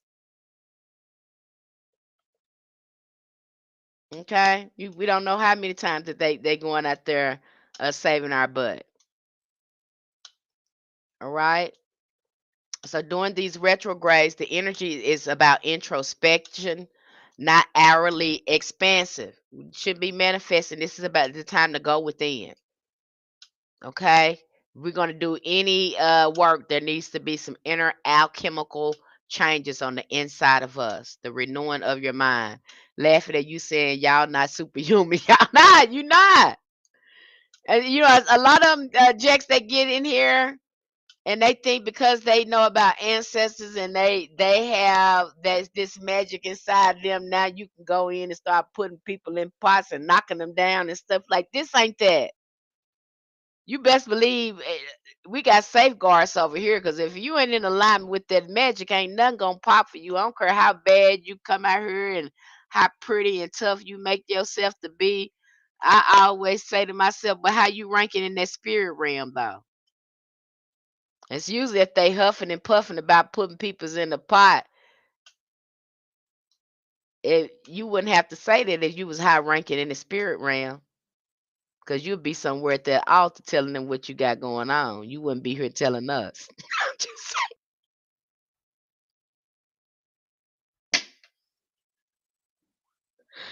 I have to laugh at myself. So you wouldn't be saying if you really was that tough and high ranking, you would be somewhere at that altar hollering and crying and telling them what's going on, not coming here telling us what you gonna do and put posts and hexes and pots and stuff.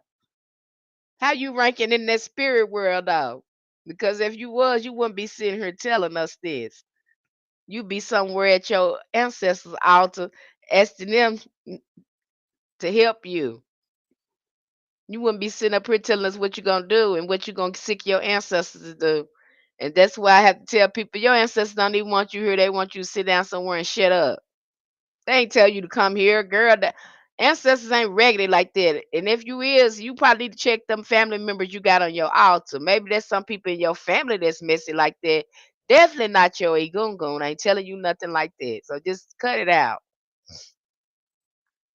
They don't want you being messy. They can't move on your behalf if you're doing messy stuff, not unless you got some messy family members up there, and that's what you want. I don't know. Y'all making this out to look like the ancestors is the mafia or something like that. They are not that. Okay? And you ain't the only one that got ancestors. And they ain't your wolves or dogs you can sick on somebody. They ain't that. I trip off people that you know try to make that like that. And it's not like that. Okay. During this time, what is it a good idea to do? And I thought I'd come here to share with you. Now is the time to be doing libation and Psalms work with your ancestors. Now is the time for that. During the retrogrades, you probably want to buckle down and get again start doing some protection work. Again, working on removing those generational cycles in there. Do a lot of cleansing work. Um, Again, ancestral guidance. I think Psalms 121 is good for that. Psalms 121 is good to call on your ancestors for guidance and uh, to guard you. That's a good psalm. Okay. Another good psalm, another good psalm you can try is you can try again Psalms 130 for a deep healing and redemption and to release yourself from any karmic debts that you have going on. Now, if you just really have to do some work during this time and you's like, Miss Penny, I really got to get some stuff moving. I know we're in this retrograde. I'm gonna say start with Psalms 4 and 5 because of the uh the spirits that's in those psalms will help you get stuff moving. Now, if these psalms should be done, if you got a star, they come in handy when you got a star that again that's going against your work, and that's what we got now. You want to go and work with Psalms 4 and 5. And particularly, you should be doing them between the hours of 3 and 5 o'clock in the morning. This is the best time to do that kind of work. You have to get your butt up early, okay? And write down your petition and say these Psalms 4 and 5. You just have to do some work. Work with the Psalms. You just gonna open your mouth, work with the Psalms and your ancestors and tell them what's going on and pour libations. That's simple. Nothing heavy, just simple. You will start see shifts going on if you do Psalms 4 and 5. Uh, and again, because I give it more context in there and it's and more ritual over there on Patreon, I can better advise you on it because we have all the resources there. However, If you have the book, The Secret Teachings of Psalms, uh, by Godfrey Sillage, then I recommend that you read the 4 and 5 of Psalms ritual in the book. And you don't have to follow it by verbatim. But I can say this, during those Psalms early in the morning will yield great results. You will start to see shifts, but they should be done between the hours of 3 and 5. Okay. I'm not going to go into why do it at those hours, but if you get over there, because hoodoo is a closed practice, I will break the science down to you and tell you why we do it at those times. Okay. They're going to help you move stuff forward. Anything that's resisting you, that's not moving right now, you wanting to move in these retrogrades, say those songs, but you're going to have to be consistent with it. Like I say, it work. This is work over here. We don't just burn no candle over here and walk away. That ain't how that work. You get your butt up and you do the work. Okay? We work with our ancestors. So if that's something, you find yourself, Miss Penny, I have to do something because I'm in this situation. Again, work with your ancestors and work with Psalms 4 and 5. Particularly say them early in the morning. You want to take it up a notch, say them outside. If you want to take it up a notch, say the psalm outside. And it needs to be said before the sun comes up. Okay? I hope that helped some of you. Okay, so Pluto, Neptune, and Saturn retrogrades are not punishment, but they're invitations. This is a season to honor your bloodline, to face what it's no long that has been hidden for so long. Again, you're seeing that go on with this uh outwardly over there with all these what they call music festivals, because we can't say the protest. So you're seeing all of that play out. Why? Because of the retrogrades, because they're saying, hey, we need you to redo this over. We need you to think about this. This is actually happening. So the government is actually having to see uh their choices by seeing the people respond by their choices that they make. You either gonna fix it or you gonna deal with this. And now that man said he got the FBI and National Guard and all those folks to deal with that. But is that the right way to fix that? That ain't the right way to fix that. And it's gonna keep repeating itself until you fix it. The stuff over there gonna keep repeating itself to the people over there. Drag those criminals out of that government. I ain't never seen in other countries, especially in some of these countries, they drag out they government officials and grab them out of there, drag them out of there when they ain't doing the right thing. And over there in America, y'all, we talk so much stuff and so cocky, but yet we won't do that. We say we the people, but really you need to drag those criminals out of there. Because I tell you, in these other countries, honey, they drag them officials out of there and they put somebody else over in there. They get them people out of there. And that's what really gonna have to happen over there. Okay. Again, it's a recurring thing. So collectively there's shadow work that need to be done as well. Okay. But every little bit was so when you hear yourself again, it would trickle down. So we need to heal individually so we can make better choices collectively when it comes to that shadow work. And you're gonna see it keep repeating and keep repeating.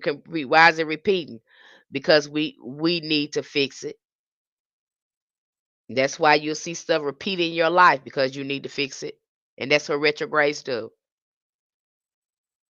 Anybody got any questions for me? Because we covered a lot here. We talked about astrology. We talked about the retrogrades. I recommend some Psalms for you. We talked about healthy ancestors and how it's important to connect with healthy ancestors and not have Brother Pookie on there. We know Brother Pookie, used to, wasn't right. So we don't need our brother Pookie or cousin Pookie on the altar because we know cousin Pookie, he wasn't quite right. Pookie had some problems going on, so we don't want to have him on the altar. We want healthy family members on the altar. I just use that for an example. I don't know if you got a cousin Pookie. I just use that for an example. Okay. And I know I try to share as much wisdom and understanding I have about the science with you and make it easy for you because I understand that we have a lot of practitioners that's coming out here showing you work, but they're not giving you the behind the scenes that's going on with that work. You're just seeing a pretty little candle burn. You're not seeing the behind the scenes work that's going on. And so that's very important in your work. Okay. See, some young lady, just because somebody show you their magic, they work with their ancestors, don't mean that's the magic that your ancestors want for you.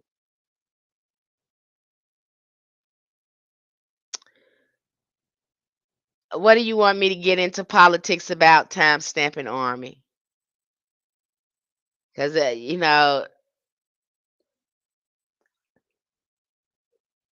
because anything I look at, I'm going to see it from a spiritual perspective. That's just how my mind works. And, I talked about this the other day and how the ancestors is working with me looking at all that because they took me out of America because like what they told me is a lot of people are not ready to address this situation. They don't have the courage and some of them have gotten complacent and comfortable where they are. And so a lot of that is going to be repeating itself. And like the ancestors and you see what he's doing now. There's two options and people don't want to see it. And I don't like saying it because the ancestors have put stuff in my mouth and put me in places to prophesy and say things and people don't like it. And if you go back and read your Bible, don't nobody like the prophet. You think them prophets wanted to be saying stuff that they were saying? I think the most intriguing one to me, uh, prophet to me was I was reading about Jeremiah. Jeremiah was trying to build this wall.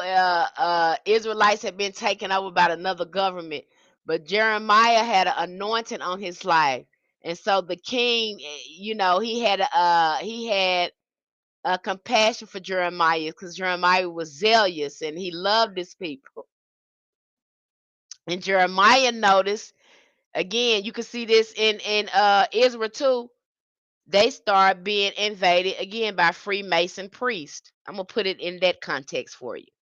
They were false prophets that were coming into the practice, and so I forgot who the other prophet was. The priest was in there.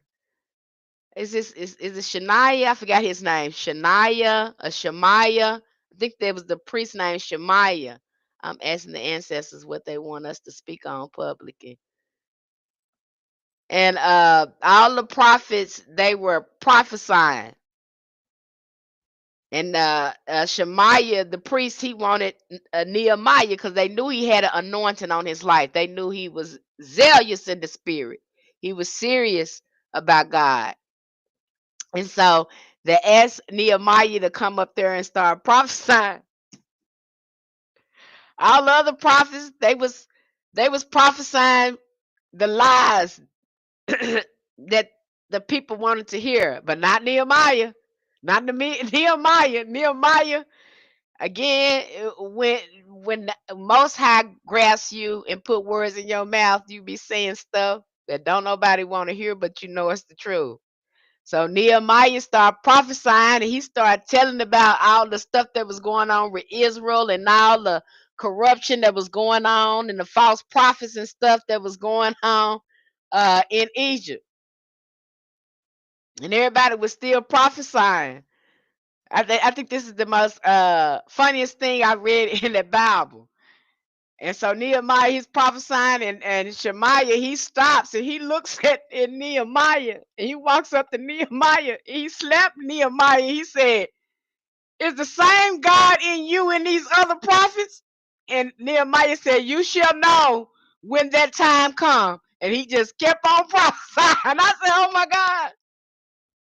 So if you ain't got that kind of spirit, and that's something you have to have that kind of spirit when you uh in the face of people that just tend on being uh corrupt like that. And Nehemiah just kept on prophesying. He stood strong in his faith. He said, "You shall see when that day comes." Because he knew God was gonna move and do what God said it's gonna do. So again, it tickled me, but it also showed me his zeal for God and his integrity he had in his spiritual life. So again, I thought that was the funniest. He was the most intriguing prophet to me, and his zeal impressed me. I hope that made sense. I'm Black UK. Can I practice? Yes, you can. I would think so. You of the African diaspora. I would think so. You look like me. You should be able to.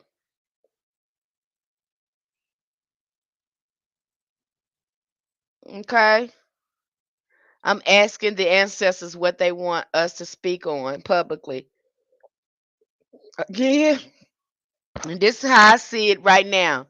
And this thing came to we ain't been pushing that point, but that man gonna push you to that point like the ancestors told me. He gonna use these 4 years to try to torment you. And if he can, he's going to stay in there. Uh he's gonna stay in there as long as he can.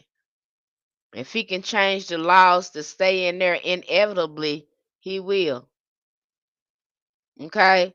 And what the ancestors showed me, and I was talking to them about it, they said it's either going to be a Moses or a Haiti.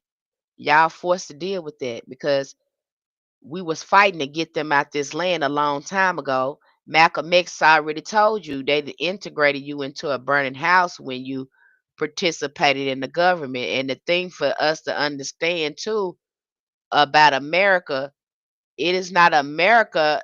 The land is the problem. It's the organization, the United States government, that's the problem.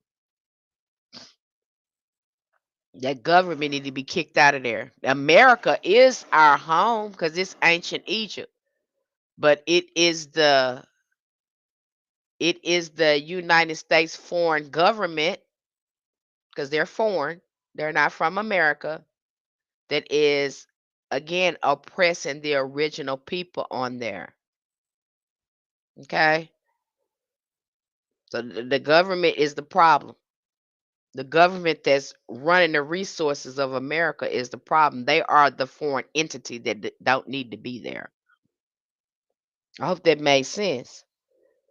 Now you forced to do like what Haiti did. Go back and look at. You want to know what your ancestors want you to do? Go back and look what Haiti did. Okay, you want to know what you should be doing? Go back and look at that conjure book, that Bible, and see what Moses did. Did y'all ready to hear that? And you crazy? You gonna be crazy as hell if you think you ain't gonna have to put your hands on nobody with these folks because they had to put hands on you uh to take over your resources. You crazy if you think that. Now it's time to be calling on your warrior ancestors. Them ancestors that come in to put in that work. The petro spirits, the hot spirits, those hot ancestors. That's probably what you're gonna need. Now I look at it from a spiritual perspective. And that's what you're really dealing with now because now he's oppressing people. He's became an old pharaoh. That's what you looking at. Thank you for sharing your gift. Thank you for your generous guidance. Thank you. Welcome, positive vibes. Okay, that's what you're looking at, but people ain't ready to see it. And most spiritualists, they so caught up in trying to make people feel comfortable in love and light, and this ain't none of that. Love and light, and trying to make people feel comfortable and make spirituality look lighthearted and all that stuff that they don't want to talk about it. Well, I said, a matter of fact, it's either going to be an Exodus or Haiti over there, because he gonna keep pushing you until you do it. And you're gonna be crying, ancestors, ancestors, why ain't you doing nothing? Ancestors, I am doing something. I want you to get your butt up and knock that bully out. Or get yourself up out of there.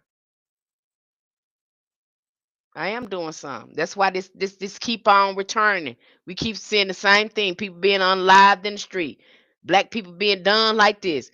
Keep doing it. Ain't nothing but shadow work. Keep repeating itself for the collective to stand up and say, yeah, your ancestors did, but they didn't finish it. We got to finish what they started. That's the work. You can't out, you know, these people here you got to do something with. Yep, government, just another word for religion. You got to do something with.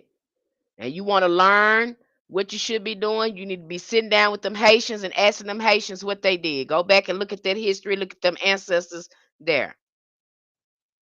Because they the only one who gained their independence from it.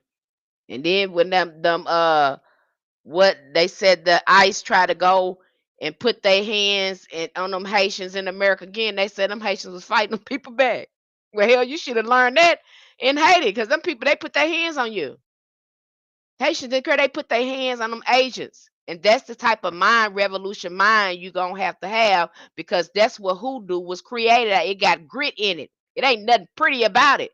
Because it was created, it wasn't created out of nothing pretty. So stop thinking it is love and light and everything. No. And them Haitians was not scared to put them hands on them people. You know, where in the hell they said, where in the hell our ancestors went through this, and you think we won't put our hands on you? We definitely will. We will put you down. You put your hands on one of us. That's the type of mentality you're gonna have to have, but y'all ain't ready for that. It's too many weak people. I'm just to keep it real, it's too many weak people over there. It's too many, so many of the you got weak minds, you got weak spirits over there. So you're not ready for it. But by the time this man get done with you, you're gonna be ready for it. I promise you that. I'm just saying. You're gonna be so tired of paying bills, being broke, being drained, and all that stuff, you're gonna have nothing to lose, just like our ancestors. They didn't have nothing. They went out there and they marched in their streets. They didn't care about being bit with dogs and water holes. They was like, hell, we tired of this. We're gonna march. We're gonna do whatever we want to do. This ain't gonna happen no more. You have to get to that point. You have to get some of that tenacity in you. Okay? You think marching gonna help it? No, it ain't. Them folks they don't hear you with that. I don't care what you That ain't gonna work. You better have a plan. You better be prepared to form a coup. And people don't want to hear that. See, don't nobody like the prophet, because they think we be crazy. We be talking outside our neck. They think that we don't know what we talking about. And then 5 or 6 years on down the line, what we said come to pass. I've seen it. I lived it. I see it all the time. I've said something to people, and they'll come to me and say, can you believe what you said came to pass and that was true? How did you know?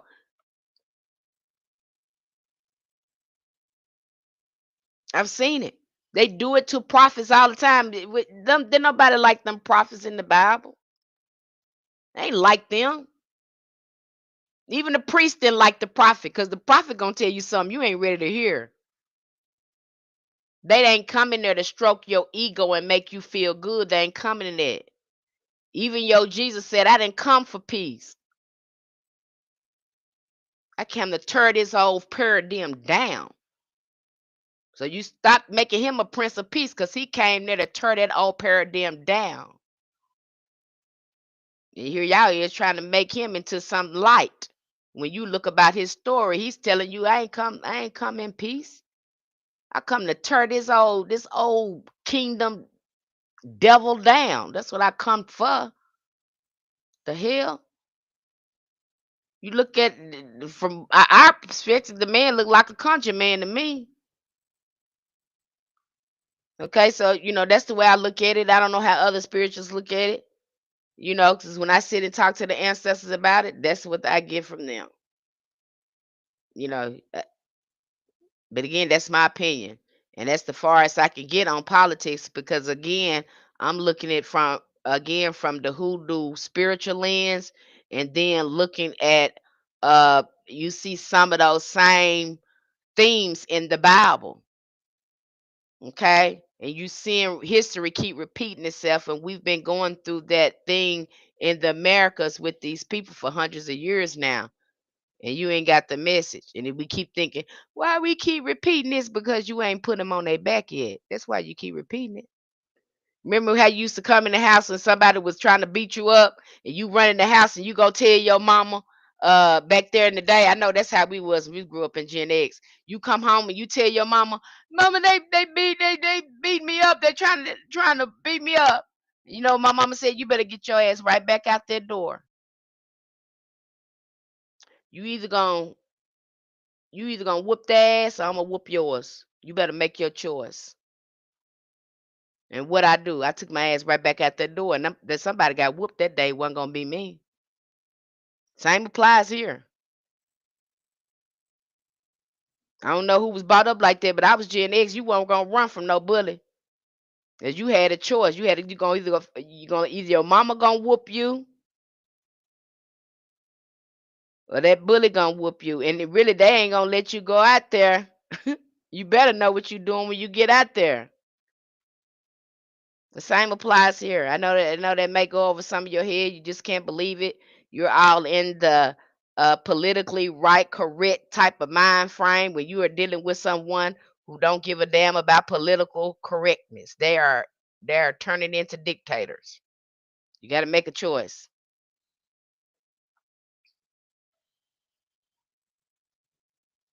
Okay, I know y'all don't want to hear that. It's not popular. I don't want to say it because I know you think I'm crazy. You thinking I'm talking out the side of my neck, but I'm kind of used to it by now because I've always been saying stuff that shock people and take them back.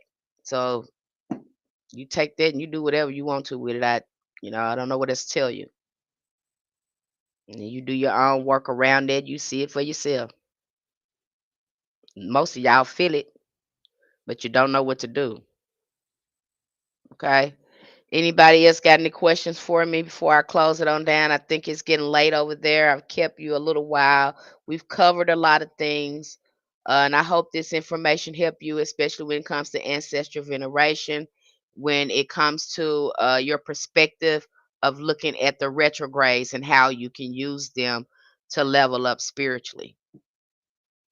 Okay. Do anyone have any questions for me? Anything they want to share with me? And again, if you're interested in booking a reading with me, you can DM me your email address. If you're wanting a astrological blueprint reading, then let me know that. Send me your email. I need your time, your place, and your date of birth when you email me, and I'll get you out an invoice. If you're interested in learning hoodoo, that's what I'm here for. You want to understand it, the foundation from the top to the bottom. We got the platform for you. You're not going to be lost. I'm not going to be throwing a whole bunch of work at you and you don't understand what's going on. No, we're going to get you started and grounded in the foundation of your ancestors. We're going to do that first. Okay? We'll get you started with that first. And then we'll move you on to other rituals. But we're going to get you in the shadow work. We're going to get you in the ancestors work first. And then you can easily get into your hoodoo practices once you've gotten in alignment. Okay, I'm not gonna show no whole bunch around. I know what you seen and I know what you heard, but we don't do that here. We know the science behind it. I'm real rounded in it, and I am happy to help you with my experience and wisdom I have gained over the years with doing the work. Okay. So if you find yourself you're doing ancestor veneration, you don't know what's happening, things seem to be stuck, you just stuck, you just don't know what's going on, maybe we can help. Okay, and I don't mind doing that, love doing it, because I made a lot of mistakes, so you don't have to. You don't have to. I can come back here with my wisdom, experience, and then pass it on to you and make it a lot easier for you. Okay, and I don't gatekeep. You see a lot of that going on too. If I know something, I'm gonna tell you. And I want you, I'm not gonna show you no magic. You're gonna show me your magic. You're gonna show me what the ancestors have you to do. I don't want you to depend on nobody magic. You need to be dependent on you and your ancestors' magic. That magic is more powerful than any other magic somebody can show you. No magic is more powerful than the magic than your ancestors show you. So stop looking at other people thinking, oh, their magic is better than mine. No, it's not. And I'm gonna keep telling you that. Not even my magic is more powerful than your ancestors' magic. Nobody magic is more powerful. So stop thinking that. Give your ancestors credit. And you keep messing with me, I'm gonna put power back in your hand. That's what I'm there for. And most people that are not confident in who they practices because they don't have the right support system. They don't have the right people empowering them. They got somebody who want to be above them and not work with them. I'm gonna work with you. I'm not above you. You got the same power I got. Not, okay. I might have some experience and some wisdom, but you have the same thing I have. Nobody is above you. Nobody is better than you. Nobody, no magic is superior than your ancestral magic, no matter how it look. So get that out your mind. And yes, you can do it. Don't come to me telling me, well, I can't do it. You don't know who you messing with because what's gonna happen is I am going to tell you you can and show you you can. And you ain't gonna say that to me no more. You gonna even tell yourself that no more. And you messing with me, you gonna walk away knowing what you supposed to be doing. You gonna be and folks ain't gonna like you because they gonna know you know what you're talking about. Cause I'm gonna break it down to you. So when you open your mouth, you know exactly what you're talking about. You know how to talk about hoodoo in a scientific way where you could articulate what you're doing and explain what you're doing. And ain't too many spirits gonna be able to make a fool out of you because you know what you're doing. Okay. All right. So I don't see any more questions here. Like I said, you know how to contact me if you need me. We're going over some great lectures now. We just dived in. We just talked about Heka, went over that spiritual system. We're getting ready to drop some information about working with angels, how to work with angels. That's being dropped over there. And then we go into the psycho spiritual signs of hoodoo in our spiritual system, showing you that you are already connected. You're always connected with your ancestors. That's an awesome lecture. I think that's the longest lecture I've done because I was so excited about the topic. Because I really get excited in these lectures and I break them all down. You think I come here and be saying something? You got to listen to some of those lectures I have over there. And I pray that we're able to have you over there and see you over there. Okay. Well, I'm gonna let you go, and you guys take care. And I hope to see you real soon. We got a tarot workshop meeting coming up later on this evening, and so we'll be doing that. This will be our second tarot workshop. We got some workshops going on over there, and they come with the membership. There's no extra charge for the workshops over there. Okay, and I'm very present over there. I don't leave you out there in the wind. If you got something to ask me or tell me, uh, I'm gonna be right on and I'm gonna give it to you. Okay. I don't leave you out there in the wind.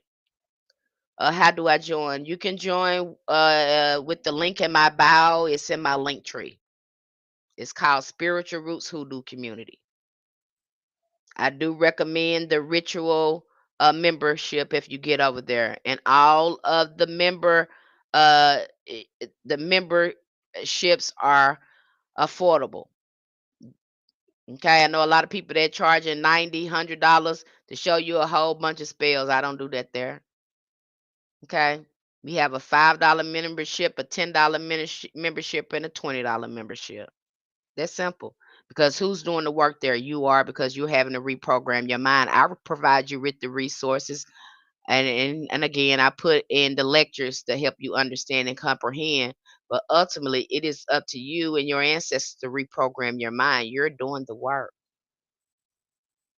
I just give you the resources and the support that you need.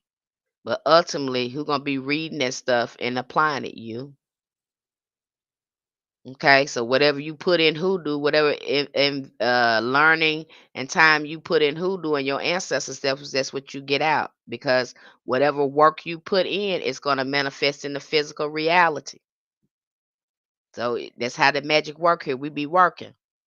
They calling it magic, but we working on the other side. That's why you see it in our face right now. Had we not been doing the spiritual work, we wouldn't be seeing the shift. Okay, so I break that down and make it simple for you so you can understand the spiritual science of hoodoo, and so you can start seeing the shifts in your life. And when you see it, it's gonna knock your socks off. You're gonna be like, how in the hell I not know this? Oh, I'm so scared that I didn't know this. That's how I feel. And then one of my clients today, she said she felt the whole. She said, I don't even have a word. I said, I don't either. When it happens, I don't even have a word for it. You don't even want to use the word magic because that ain't word even describe what just happened there. You know what I'm saying? So again, I want you to have those experiences and see those shifts and how much your ancestors do love you and then want to work with you. Okay. I'm gonna close it out now, you guys. You guys take care. Happy doing, and I hope to one day we can work together. And I'll keep sharing as much information as I can and updates about what's going on our platform. And maybe one day you'll want to come in and add to our community or be a part of it. Okay, you're welcome.